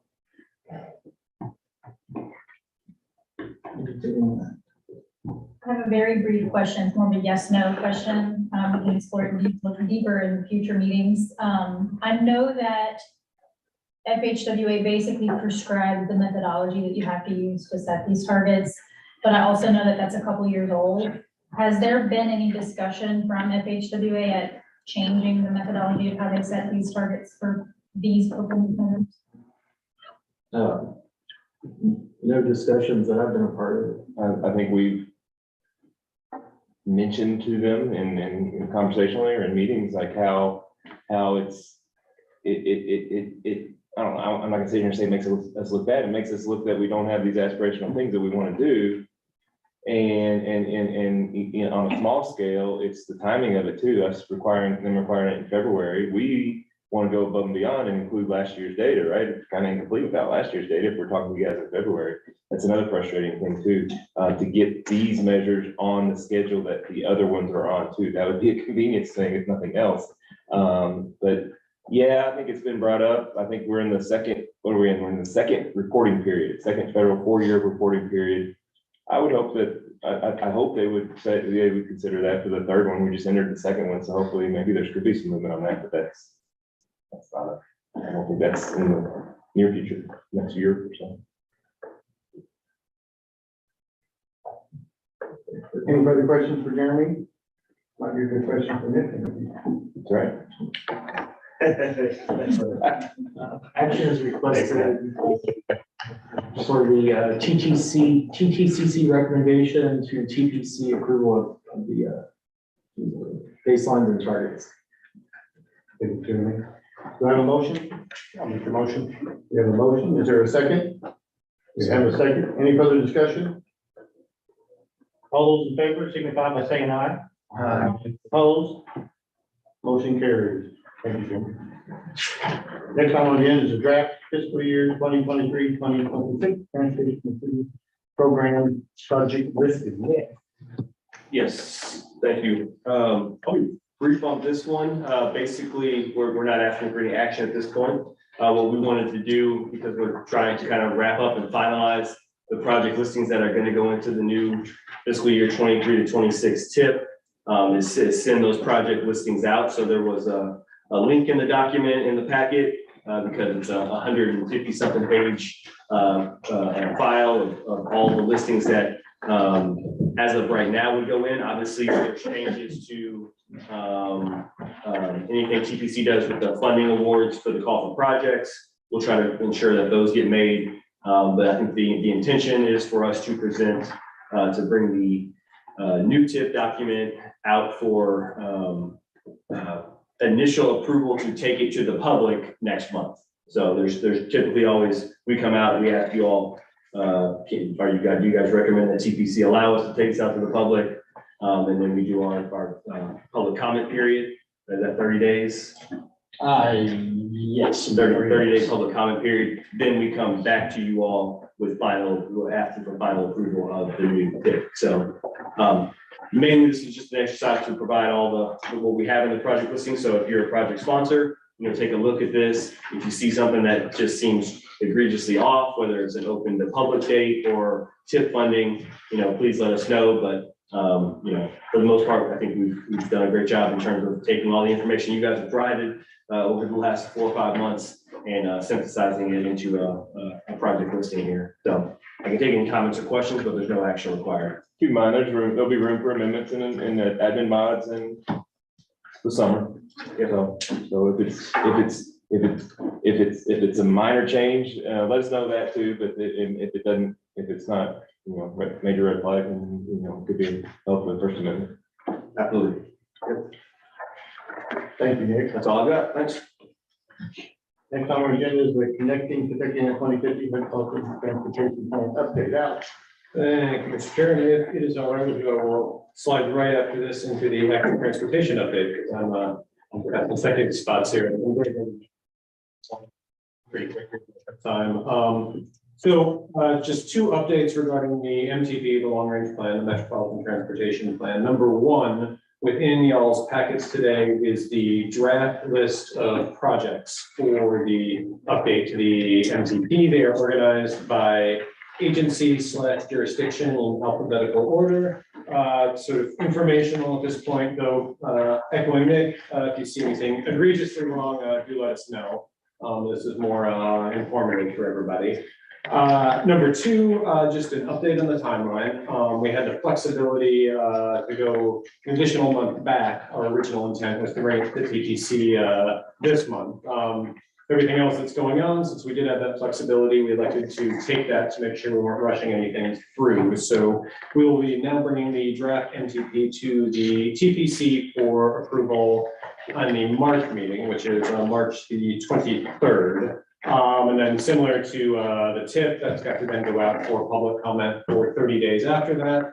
The TPC then has 15 days, Greg, correct me if I'm wrong, to respond to public comment. Then we would bring that back for the May meeting for final approval.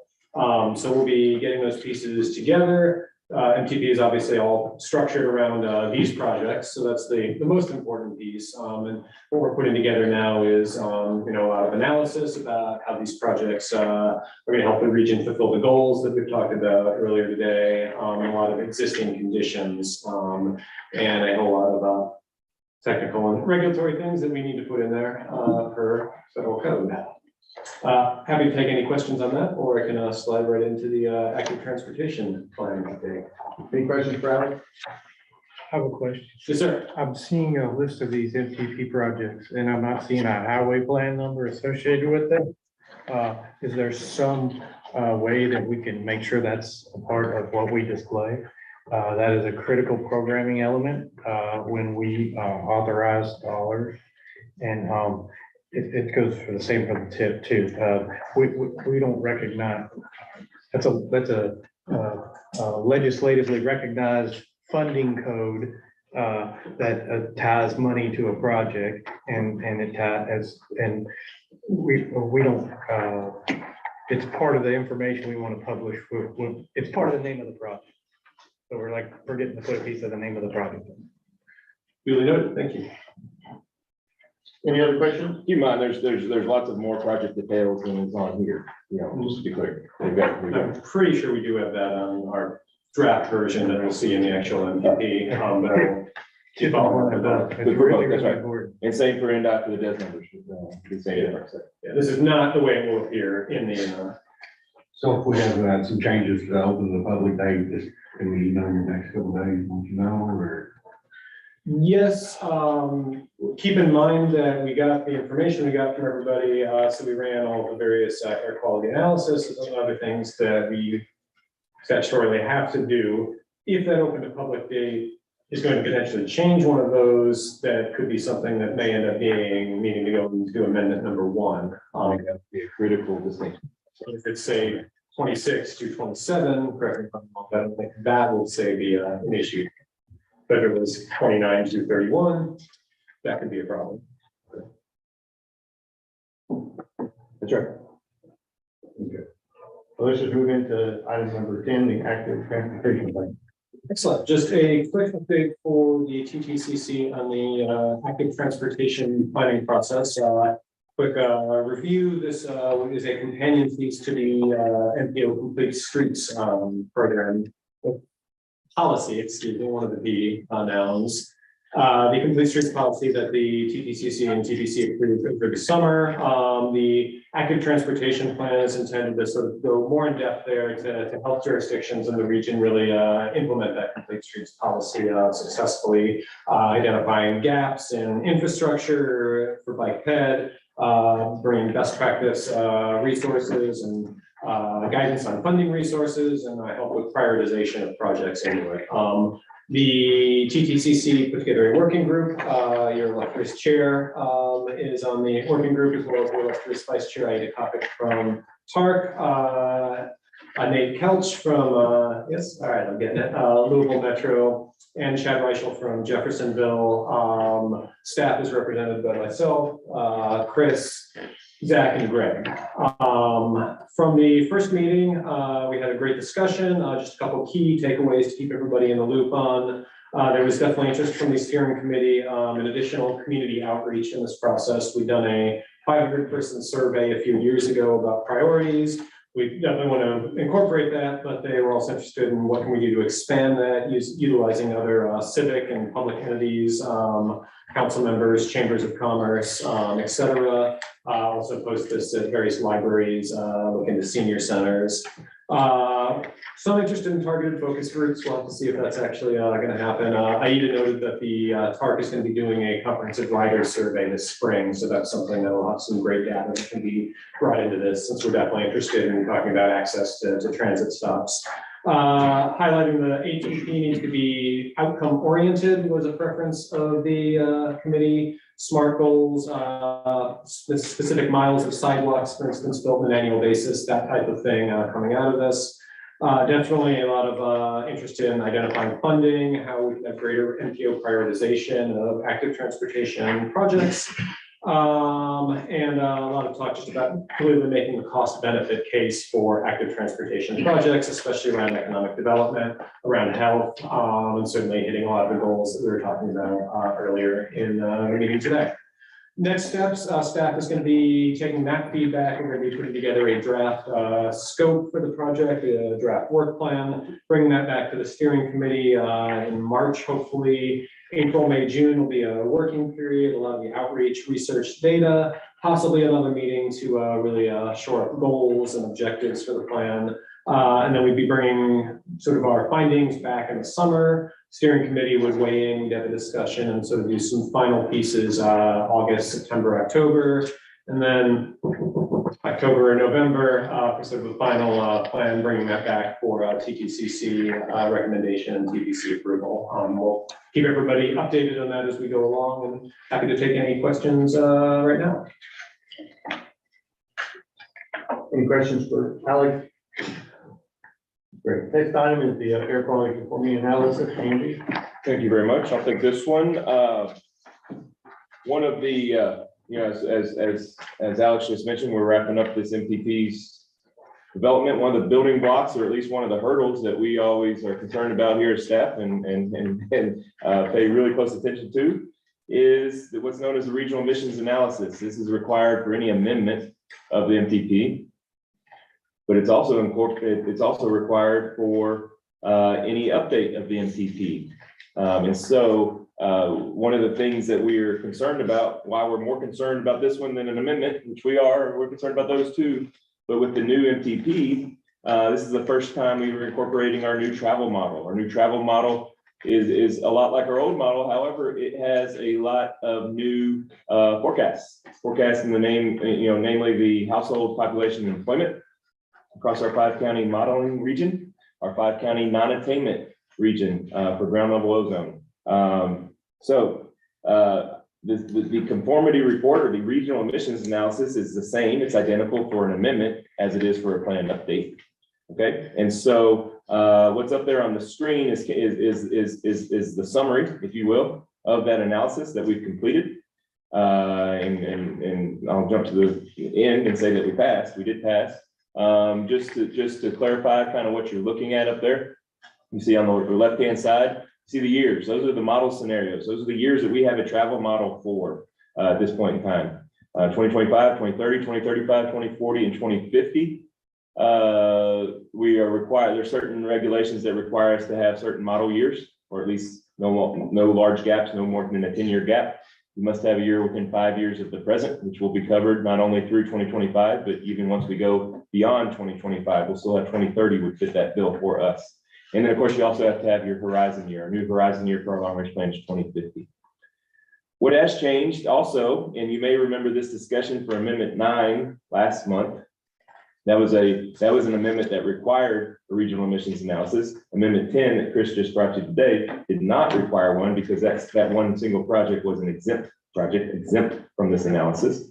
So Amendment 9 was the first time you maybe heard me or Randy or one of us mention that the new budgets were in place.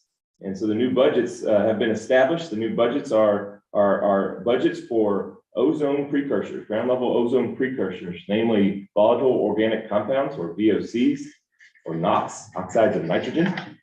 Okay, so those are the precursors for ozone. Ozone is the pollutant that we are not meeting the standard for when designations were made a few years back. And so therefore these budgets were established, and these are new budgets. These are tighter budgets than the old budgets. Okay, and so notably, we have two budgets. One is our base year emissions. Our base year for this circumstance is 2019. okay? And then our budget year is 2035, okay? So what that means is that for these model scenarios that are before 2035, we must compare the emission levels of VOCs and NOx to the base year values. Okay, so that's in that fine print. That's those, I guess you could say the first two lines of the notes, saying that the 2019 SIP base year emissions are 13.65 tons a day or 12,383 kilograms per day. So that's for VOC. So what we can do is on 2025 and 2030 years, we look at VOCs and you can see those numbers, 7,400 and change, 5,200 and change are less than those 2019 base year emissions. Once we go further out into the future, there's another budget, there's a budget that was established, and that is for the year 2035. So what that means for us is that any model year that's 2035 or later must be compared to those new budgets, and those are tighter budgets. Those are indicating that by then emissions must decrease substantially, for that matter. So you see those two budgets. So let's go to maybe that third of four notes where you see 2035, 2040, and 2050 emission levels for VOC must be below the redesignation SIP emission budget of 5.51 tons or 49.99 kilograms a day. Our units in the table are kilograms per day. So we're comparing to 49.99. You'll see in the years 2035, 2040, and 2050, those values are in the mid 4,000s. So therefore they are under that 49.99. Therefore we pass that one. And similarly, you'll note that for NOx, that budget is 15,585. And you note that those three analysis years, those last three analysis years are under that amount. Like to give a shout out for our longtime partner in this endeavor, that is Louisville Metro Air Pollution Control District. The way it works, in case those are new or in case of those that don't know or don't remember, is that KIPDA does the regional travel demand modeling. We took all the projects on that list that Alex just showed you. Okay, all the projects that can be modeled, they are in our travel model, regional travel model. Okay, so we pair those projects with socioeconomic estimates. How many people, jobs, and households are in these really small areas that we call TAZs, transportation analysis zones. We updated those probably about a year ago now, those forecasts. So how many are going to be there in 2050 and in the intermediate years as well. So you kind of have the supply and the demand, right? And so that's in a computer model. We use a travel model software called Transcat, kind of industry standard. And so we take the outputs of that model and we provide those to Air Pollution Control District, adjusted outputs of those models, adjusted to the HPMS, or those are the VMT estimates. Jeremy has mentioned VMT. We were talking about the VMT during Jeremy's presentation. Those VMT estimates that the states produce at the county level. So we adjust our outputs slightly, more than slightly in some cases, based on those estimates. And that is plugged in as inputs to what's known as the MOVES model, Motor Vehicle Emission Simulator, I think is what MOVES stands for. In this region, we are very fortunate that Louisville Metro Air Pollution Control District runs that model for us. They not only run it for Louisville Metro or for emissions in Jefferson County, but for the 5-county region. So we are very thankful for that. And so they run the MOVES model. It takes other inputs, not just the travel model inputs. I don't want to underestimate those or not do those justice.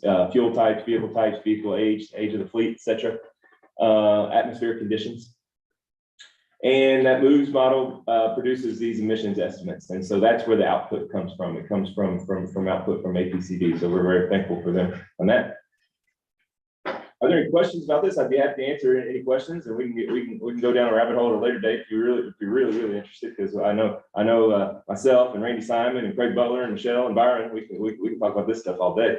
And so if there's any questions, I'd be happy to have them. But I am requesting that the air quality component, or more specifically, the regional emissions analysis for the MTP, one last building block, if you will, for that approval that we'll be seeking next month, be recommended for TPC approval later this month. Any further questions for Andy? This is an action item to recommend those. I guess that table, below to the TPC, is that correct, Andy? Yeah, or accepting of the regional emission analysis. Yeah. Thank you. Is there a motion? Motion. Is there a second? Second. Got a motion second. Any further discussion? All those in favor signify by saying aye. Opposed? Motion carried. Thank you, Andrew. Thank you. Next item is number 12, the organized area update. Chris? Thank you.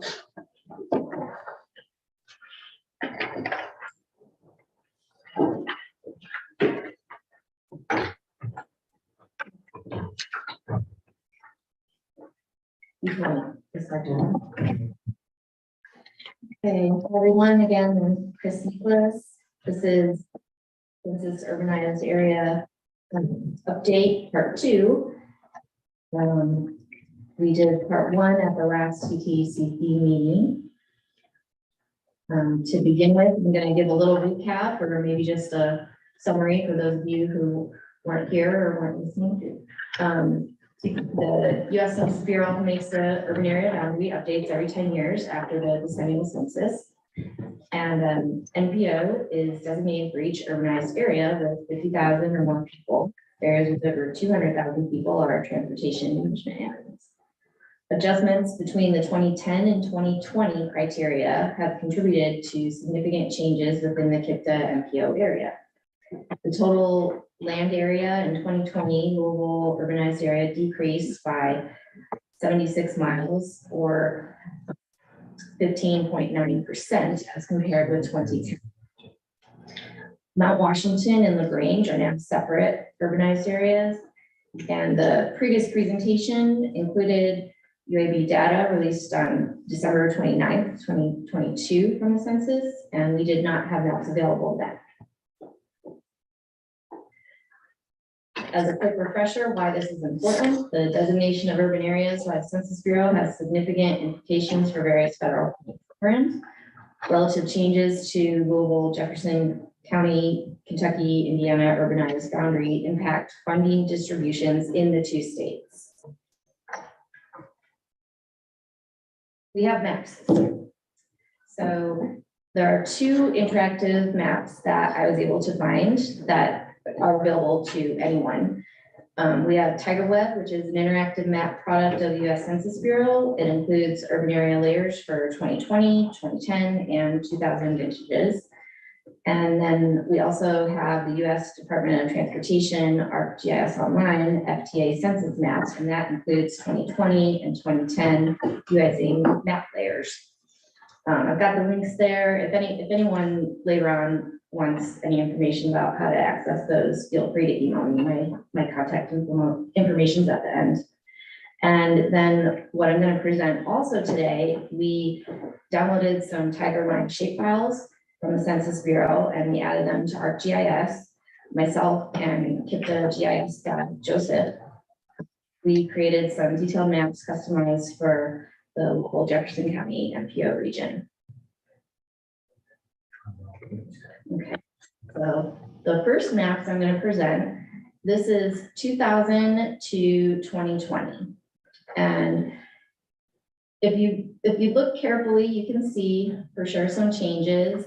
One thing that stuck out to me in 2000, it looks like the Ohio River was not included in the urbanized area, but much of it was in the later years. So that I can't say for sure, but that leads me to believe that the criteria might have changed over between 2000 and 2010. Let's see, 2020, there's noticeable shrinkage. And this is the Louisville Jefferson County urbanized area alone in these images. It doesn't include any of the other urbanized areas within the NPO. Okay, so some quick details. This is from the FTA. We went from 43rd to 48th largest rank of urbanized areas. The population slightly did increase. Population density is more dramatically increased. If y'all can read, in 2010, the population density was 2,040. In 2020, it's 2,431. The census defines population density as the total population within a geographic entity divided by the land area of the entity measured in square kilometers or square miles. Also, there's a decrease in the land and water areas. Okay. So I have a quick little disclaimer. I'm going to show you a handful of maps, and there's a number of ways to present the maps. There's going to be some, but we're just going to look at this in a few different ways, if that's all right. So this map here, this is the gains and losses to the Louisville urbanized area. And what we're looking at here, the yellow is the territory that was in 2010, but is also still in 2020. The red areas represent the territory that was lost, and that also includes LaGrange, Washington, and the areas in green are brand new to the Louisville, Jefferson County urbanized area. Okay.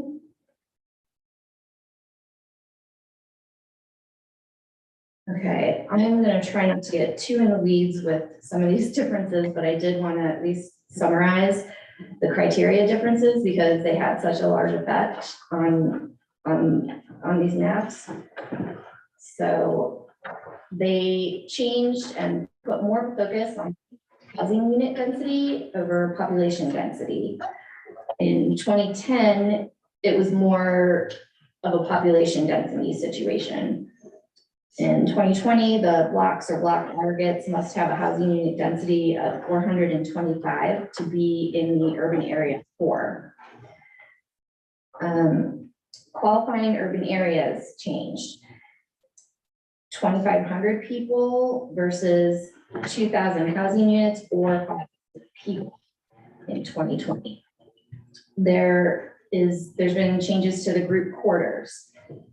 Group quarters, in case anyone needs a little background on that, group quarters are places where people live or stay in group living arrangement owned or managed by organizations providing housing or services to residents. Examples of group quarters would be college dorms, correctional facilities, skilled nursing facilities, and military barracks. So it looks like there's a few nuances to those changes. In 2010, from my interpretation, they counted group quarters in the urbanized areas. But in 2020, they only counted them in under certain conditions. And I can't speak too in depth about how that may have directly impacted us, but we can further study it to see potentially areas that we lost. Are there any group quarters in those areas? That would be interesting to know. Chris, does the housing units include apartments? Yes. Okay, so one of the big changes was a decrease to the jump maximum. It used to be 2.5 miles in 2010 and in 2000, and it jumped to it decreased to 1.5 miles. I have a little bit more of that on an upcoming slide. We're no longer including low density bodies of water and or wetlands. And now it does include areas with a high 3-year average of commuter destinations. So that was one thing that increased. Okay, we have a few more to get through. Additional inclusions were around airports and airport criteria. Now they qualify cargo airports. There was some changes to how the areas could be merged or split. In 2010, they allowed merges of areas at risk of losing urban status if it was contained in the same urban area in 2000. Now in 2020, they allow if at least one area with a high density nucleus and one without are within 1/4 mile, both have 1,000 housing units or 2,500 people, and a 3-year, what they call a worker flow between the pairs. I'm still not fully sure what the details of what a worker flow means, but this is the lingo that the census is using. 2010, the splits take 2,000 UAB into consideration. And in 2020, they consider the worker flow data and commuter-based communities.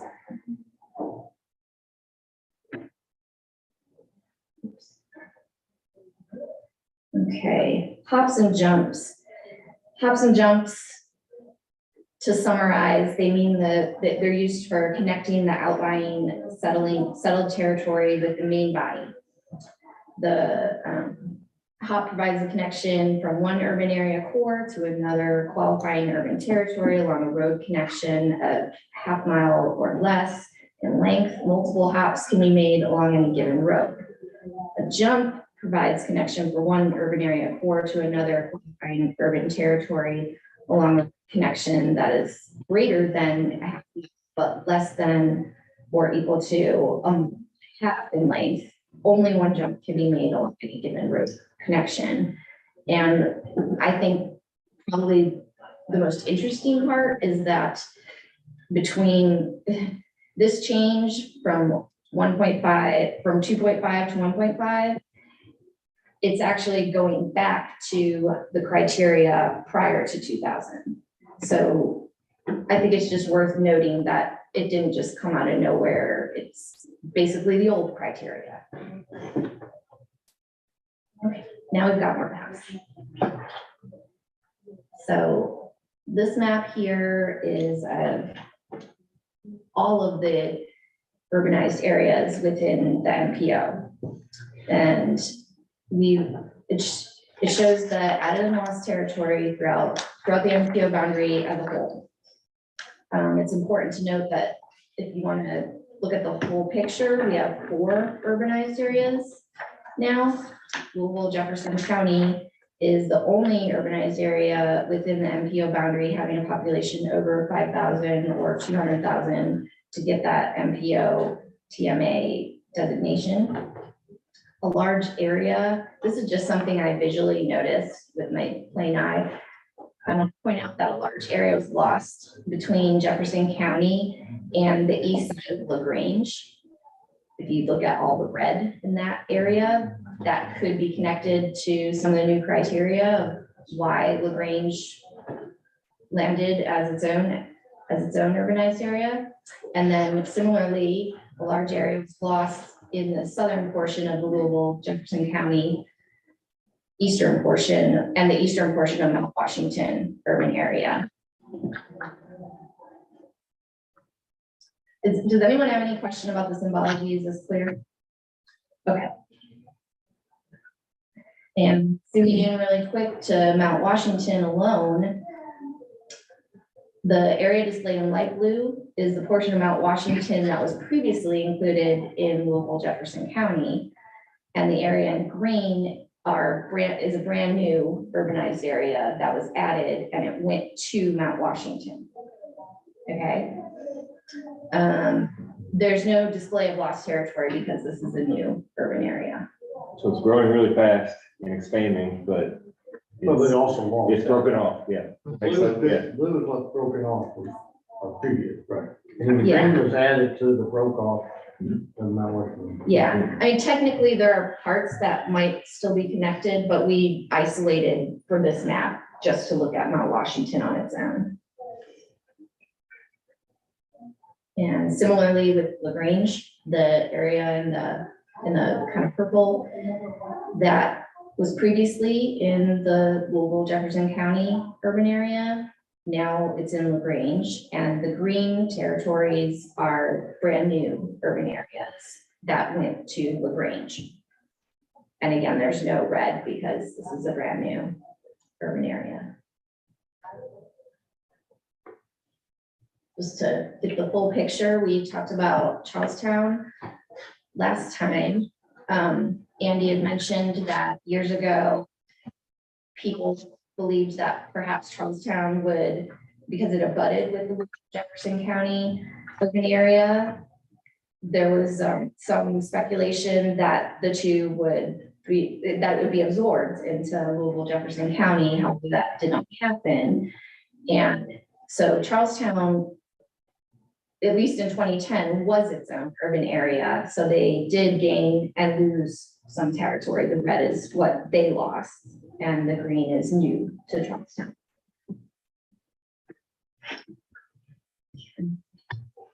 I kind of did even more of a regional look. This is from Tiger Web, how I mentioned earlier, the census product. So previously we had Shelby County in the urban area, in the Louisville Jefferson County urban area. We still have a small census block within the Louisville Jefferson County urban area. And that's represented with the arrow there. And I also want to point out, this is a census block. It's not a census block group. It's not a census tract. It's a census block. I remember how we used to say we had 0.1 square miles of Harrison County, Indiana was part of our region. Well, however many square miles that is, 0.1, 0.2, 0.3, whatever that is. That's where we're headed here. Of Shelby, which is contracted from 4 full square miles. Just as a review, this was 2010 Shelby County here. The area that I circled, that's also not a block group. That is a handful of census blocks, but clearly a larger area was in the Louisville Jefferson County urban area. Notably, the women's prison is there. So the group quarters thing she mentioned earlier is part of the area that's no longer blue. Yeah, and the people in group quarters are counted in the decennial census. To be fair, I just want to point that out. It's just how they made the criteria for the urban area that we're talking about. And like Andy mentioned, we do not have that chunk of Harrison County, Indiana any longer. The arrow's pointing up, it's just one census block kind of in the left area. And I zoomed out when I created this slide because I wanted to point out that whole area of Floyd County that you can see, aside from the very northeast chunk, that whole area is no longer in the urban area, in the Louisville. Big reductions in Floyd County. Yeah, so that is all the maps that I have for you all today. I just want to say that, what's next, hopefully, but I can't promise this. Maybe our next presentation can be about the federal funds and how all of this is going to be affected, but. So just for everybody's information, so the some of the formula distributions for the upcoming fiscal year are ongoing in both states. Notably in Kentucky, the planning funds, the PL funds, you heard us talk about that. I'll have more on that probably next month in the form of our UPWP, our work program. We have been told, or we've been assured that there will be no reduction in those. So that's good. However, there's been no assurance, nor do I expect it, in the form of how the funding distributions for the project funding sources that we were talking about earlier for a while. We are at risk of losing lots of dollars because of the relative population growth or decline, however you want to look at that. For our SDBG program, for our TAP program, for our CRP program, all the above. Andy, are these new urbanized areas like LaGrange and Mount Washington, are they going to be eligible for their own CDBG funds? So that's a good question. There are certain funding streams where I believe SDBG is one of them, where I believe each state must spend some percentage of their overall pot of those. Part of that pot is suballocated in the form of what we used to call SLO dollars, right? Some percentage, I believe, must be spent in different criteria of sizes of areas, okay? And so I'll give you an Indiana perspective because in Clark County government, Floyd County government have done a great job of this over the years. That is, a lot of Clark and a lot of Floyd was both rural and urban, and so they came to the KIPDA table for let's call them urban funds, and they went to the NDOT table for the rural funds. And so how that's going to play out in Indiana, I imagine it's going to be the same as it has been. But Is there possibly a silver lining for projects in the Mount Washington urbanized area and the LaGrange urbanized area? We don't know the answer to that question. I would hope so. The state must commit some level of funding to those sized areas, but there are dozens of those across the state, okay? And so what we can reasonably assume is that those dollars will no longer be under KIPDA TPC control if we play by the 2010 rules established in 2010, okay? If Federal Highways or somebody else says that, hey, urbanized areas within your former, that were once part of you, other places got broke off. We mentioned last month, Evansville, Indiana, or excuse me, the Evansville MPO as always, as far as I remember, it's been a Kentucky MPO also because of Henderson, Kentucky.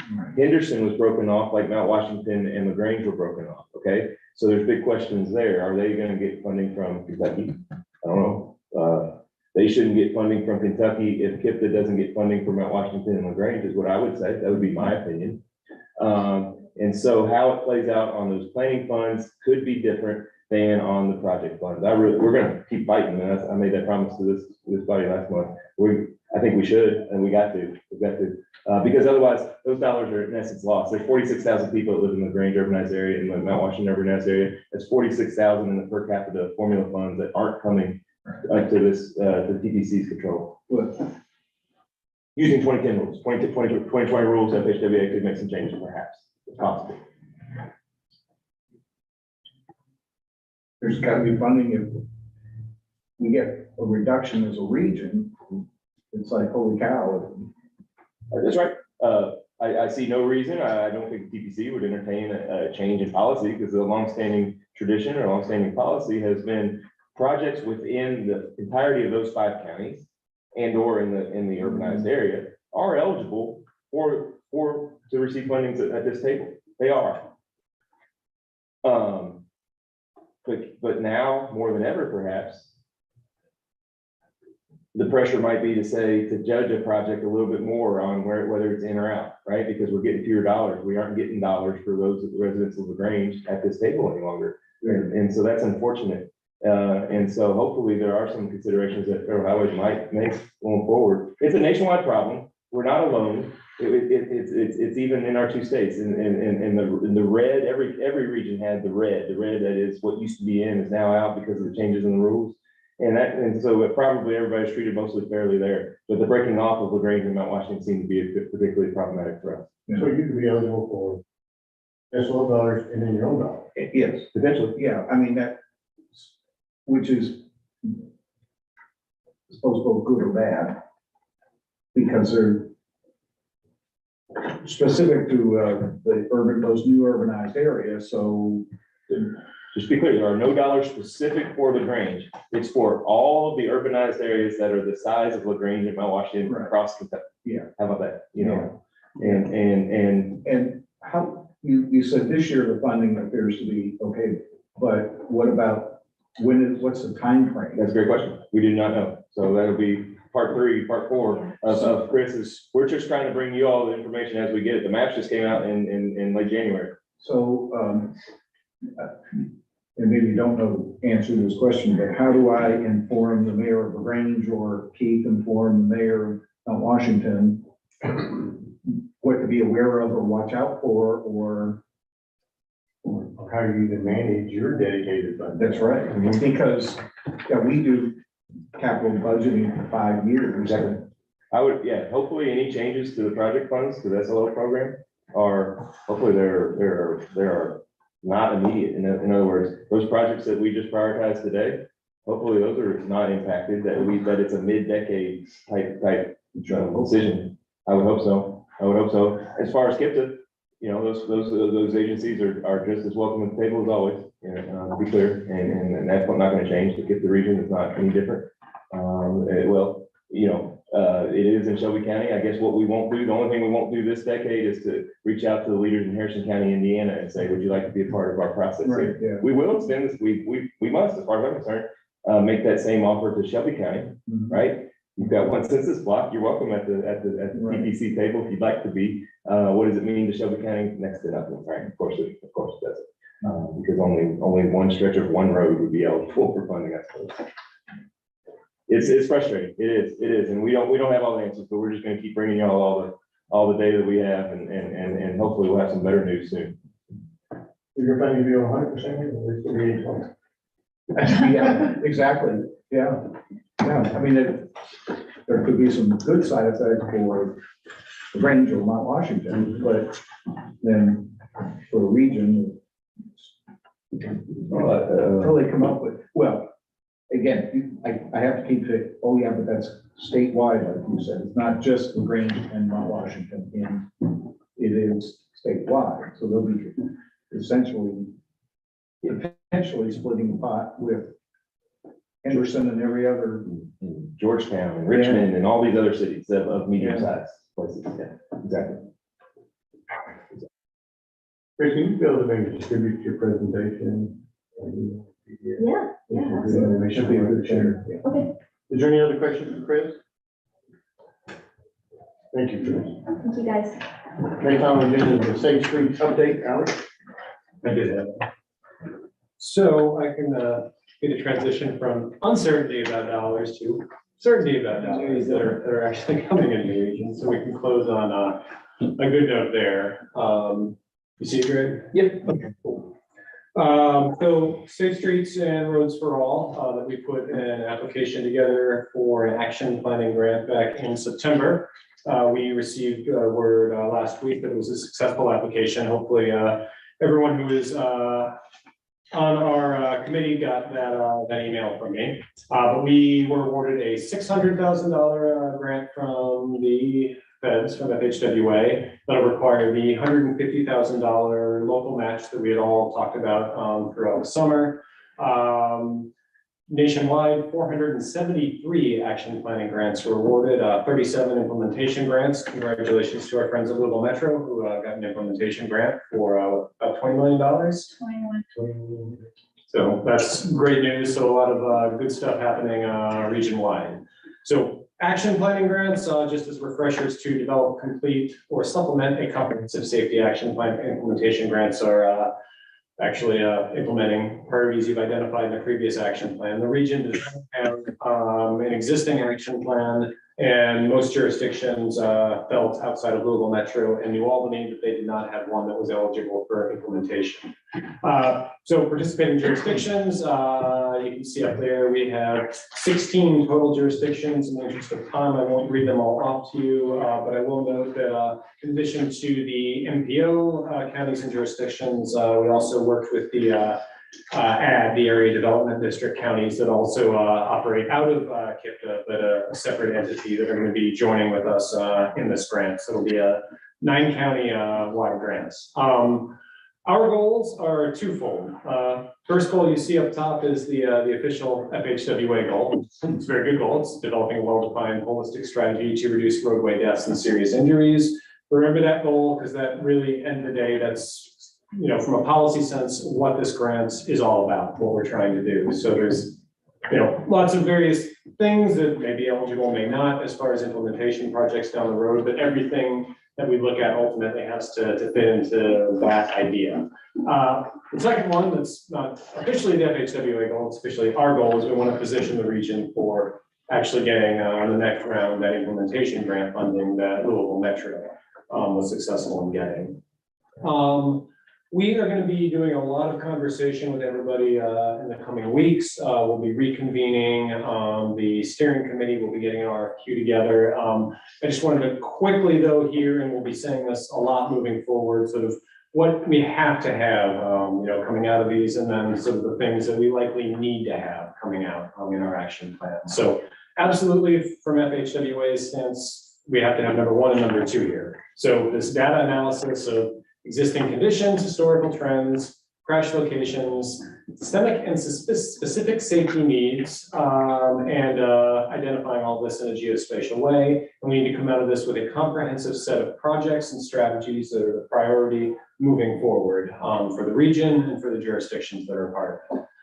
And then a sort of local or regional goal is that we, you know, committed at the beginning of this that it wouldn't just be a regional plan that maybe, privilege one particular part of the region over other, but we would have both the region-wide plan and sub-plans for participating jurisdictions. So everybody would be able to move forward with something out of this. Hopefully we'll be able to move forward with a region-wide application and be united on that. But even if we don't, or if others want to supplement it, everybody will have that for their jurisdiction. In addition to this, and these are all now pieces coming from the self-certification checklist that FHWA put out to say, if you think your local action plan is good enough to be eligible for an implementation plan, it has to have those 2 things that we talked about on the other page and at least 4 of these 6 items. So these are the things that, from a preliminary sense, at least, we're going to be thinking about really hard as we put together the RFQ. We really start to plan out the scope of work for this. So there needs to be public leaderships, sorry for the lack of apostrophe there, commitment on a specific date for achieving, real reductions or an actual vision 0 for serious injuries and roadway deaths.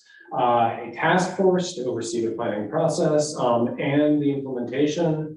Public engagement and incorporation of what you're hearing from the public into the recommendations, as well as intergovernmental cooperation and collaboration, an equity focus and consideration. So that means including the equity considerations in the planning process, how you're reaching out to people, how you're defining disadvantaged populations, and are defining disadvantaged populations and taking them into account. And then an analysis, an impact assessment of how you can affect or not affect, as the case might be, adversely or proactively disadvantaged populations in this. An assessment of current region-wide plans, local policies, et cetera, and recommendations around revisions to that, and clear measurements of outcomes for goals and timelines for accountability. So, right there, the fact that we have this body, the fact that we do have a task force already there are a lot of these things that are like, okay, like we're going to be able to check all of this. And a lot of the conversation, especially with the first couple of months as we start to really get a scope of work together is, how do we want to spend our, sizable amount of dollars, but still limited dollars to get the best plan, but keeping in mind, this is sort of the guideline that we're going to want to be looking at. Alex, can I ask, is that on a jurisdiction by jurisdiction basis or as us as a group, meeting that criteria? Yes. So like Louisville may have its own, and it does have its own, but. Let me be slightly less flip and actually answer your question. What I'm taking this from is the official notice of funding opportunity or NOFO from what we applied for. And it was basically the checklist to say, okay, if you want to get an implementation funding from us, your action plan has to have number 1 and number 2. And at least 4 of these 6. So you're going to want your local plan, if you want your local plan to be eligible, to have at least 4 of these 6 in that first one. Now, that'll be to a degree a choice of each local jurisdiction, and that might be something we stand on its own or be collected. Yeah. Okay. And that's a conversation that we certainly will have to have at the end of the process, and we may probably want to address that to a degree at the beginning of the process. Well, with Black Lake Grant, we didn't bring it up because you asked for cost share from the jurisdictions. And so the question was, is how this plan will develop? Is it just one big pot, or will it be subsections of these other jurisdictions? So if we go that route, we gotta make sure that those subsections of other jurisdictions will meet those 2 other. But I think with, some of these things, the public leadership commitments, that type of thing, that may be outside of the scope of the regional steering committee to say, Jim, we're going to make sure that we have, that's probably more in the local jurisdiction. So I think these are good questions and ones that we should be talking about a lot over the next couple of months. If the concern is that one jurisdictions wouldn't check 4 of these 6, at least a couple of these are going to be checked by the regional pretty clearly, right? And I imagine we could probably say that 4 of them are probably regional, regional check boxes, if you will. Does that help? Yes. So next steps timeline, to close it out, and some of this may be a little bit optimistic, we shall see. But Amanda had raised a good question after we've met, I think in November, which is, can we actually start the RFQ process before we've gotten a grant agreement signed? We've talked to FHWA, and the answer to that at least is yes, as long as we're not going to be submitting for incurred costs from that process, which we are not. Our plan is, our budget is all going to the consultant team. So we would like to get that RFQ going soon, although we can't actually start anything until we do get that grant agreement. 10 minutes before this meeting started, we got an email from, nice email, from a young man in DC who said, we'll be your point of contact for this process. Please stay tuned. We'll give you a lot more information on timeline in the coming weeks. So we're still eagerly awaiting that ultimate timeline. But of what we can control, we hope to reconvene the steering committee to discuss a draft RFQ. We hope to do that the first couple days of TPC week, so in 2 weeks. That's an aggressive timeline for us. That may slip. We'll keep everybody posted, but keep an eye out next week for an email from us for what will likely probably be a virtual meeting. But we'll see about that. We do need, we believe, TPC and KIPDA board approval just to submit the RFQ. And Andy and I were discussing that earlier today. The idea would be to release it around the 1st of March, selection committee to make that decision. April, again, we're looking at question marks here, and then a process kickoff May or June. Again, I promise that we will keep everybody up to date as we know more specific information on this. I wanted to give you though a sort of snapshot of our thought process at this point when things are still a little bit up in the air. That is all I have. Prep, so happy to take any questions. The answer might be what FHWA tells us, but happy to give a shot at any questions. Any other questions for Alec? Cool, thank you all. Yes, other business. Yes, got a three things real quick. I want to recognize those that we didn't catch in the roll call. Won't necessarily recognize individuals necessarily, but I was trying to keep count. And I think if my counting was correct, we had about 50 people at TCCC today. That's pretty awesome. It's pretty awesome combined online and here in the room. And who knows how many people are out there lurking on YouTube watching us right now and watching us later because they couldn't get enough of us. So thank you again for your attendance and your participation. One thing you should be expecting from KIPDA staff probably in the week after TPC is a request or a check-in of the roster of individuals from your individual agencies who are either primary voting or alternate members to both the TTCC and the TPC. So be on the lookout for that, probably end of February, 1st of March, just to check up. You know, election season's kind of over and some dust is settling, I understand. So be on the lookout for that. And last but not least, you might have heard some hinting, and maybe some of y'all know this already, but today is Nick Vale's last TTCC as a KIPDA staff member. So I want to recognize Nick in front of this group. He went out on top. He probably stood at that podium longer than anybody's ever stood at a podium at a TTCC meeting. So Nick's going to the Federal Highway Administration in Frankfurt, and so we probably had it from the last of Nick. So yeah, I appreciate it working here. Yeah, thanks everybody for all the time. It's been a good 7+ years, and like Andy mentioned, I'll likely be around in some form or fashion. But yeah, TPC will probably be my last day. Might be here the day after, but effectively that'll be it. So I appreciate working with all you guys, and again, I'll likely be working with you all in the future. Can I say something? You know, those of us been around a long time remember Mary Lou Hobber, and there's certain people like Mary Lou where you say, don't ever let her retire, go away, do something, because how do you fill their shoes? And when Mary Lou said she was leaving, I thought, oh boy, who's going to fill her shoes? And then, I mean, it's really, not only did you fill them, you did above and beyond what Mary Lou has done. Communication was always great, always helpful, spot on with your information. So I appreciate that. I couldn't agree more with that. And if I can speak for my predecessors in this seat, I think that was very much appreciated. They appreciated that as well, both Mary Lou and very much so Nick, through his 3 directors, I guess, has been always been as dependable as anybody and as more professional than most of us for certain. And so, if not all of us. And so the way he leads those working group meetings is particularly commendable. It keeps us well organized on task. It doesn't last 4 hours because it wasn't organized. It lasts 4 hours because of the content. And Nick runs a tight ship, and we appreciate that. And it's been awesome. And we'll dearly miss it for certain. Yeah, so the shoes are even bigger now. They very much are. You better believe it. Well, being for such an active part of this KIPDA for the transportation element of it, it's a lot of work to be able to jockey all these numbers and find a strategy that's equitable and fair for all the sponsors. I really appreciate all that hard work and dedication. Thank you guys so much for all those kind words. Yeah. Really appreciate it. We'll be posting that job soon. I don't want to make this an advertisement because I've been at other meetings and the others have done that, but that job will be posted soon. So we look to fill those shoes, well, as soon as we can, say the least. And I have no other other business if anybody else does. Motion to adjourn. Second. All those in favor, signify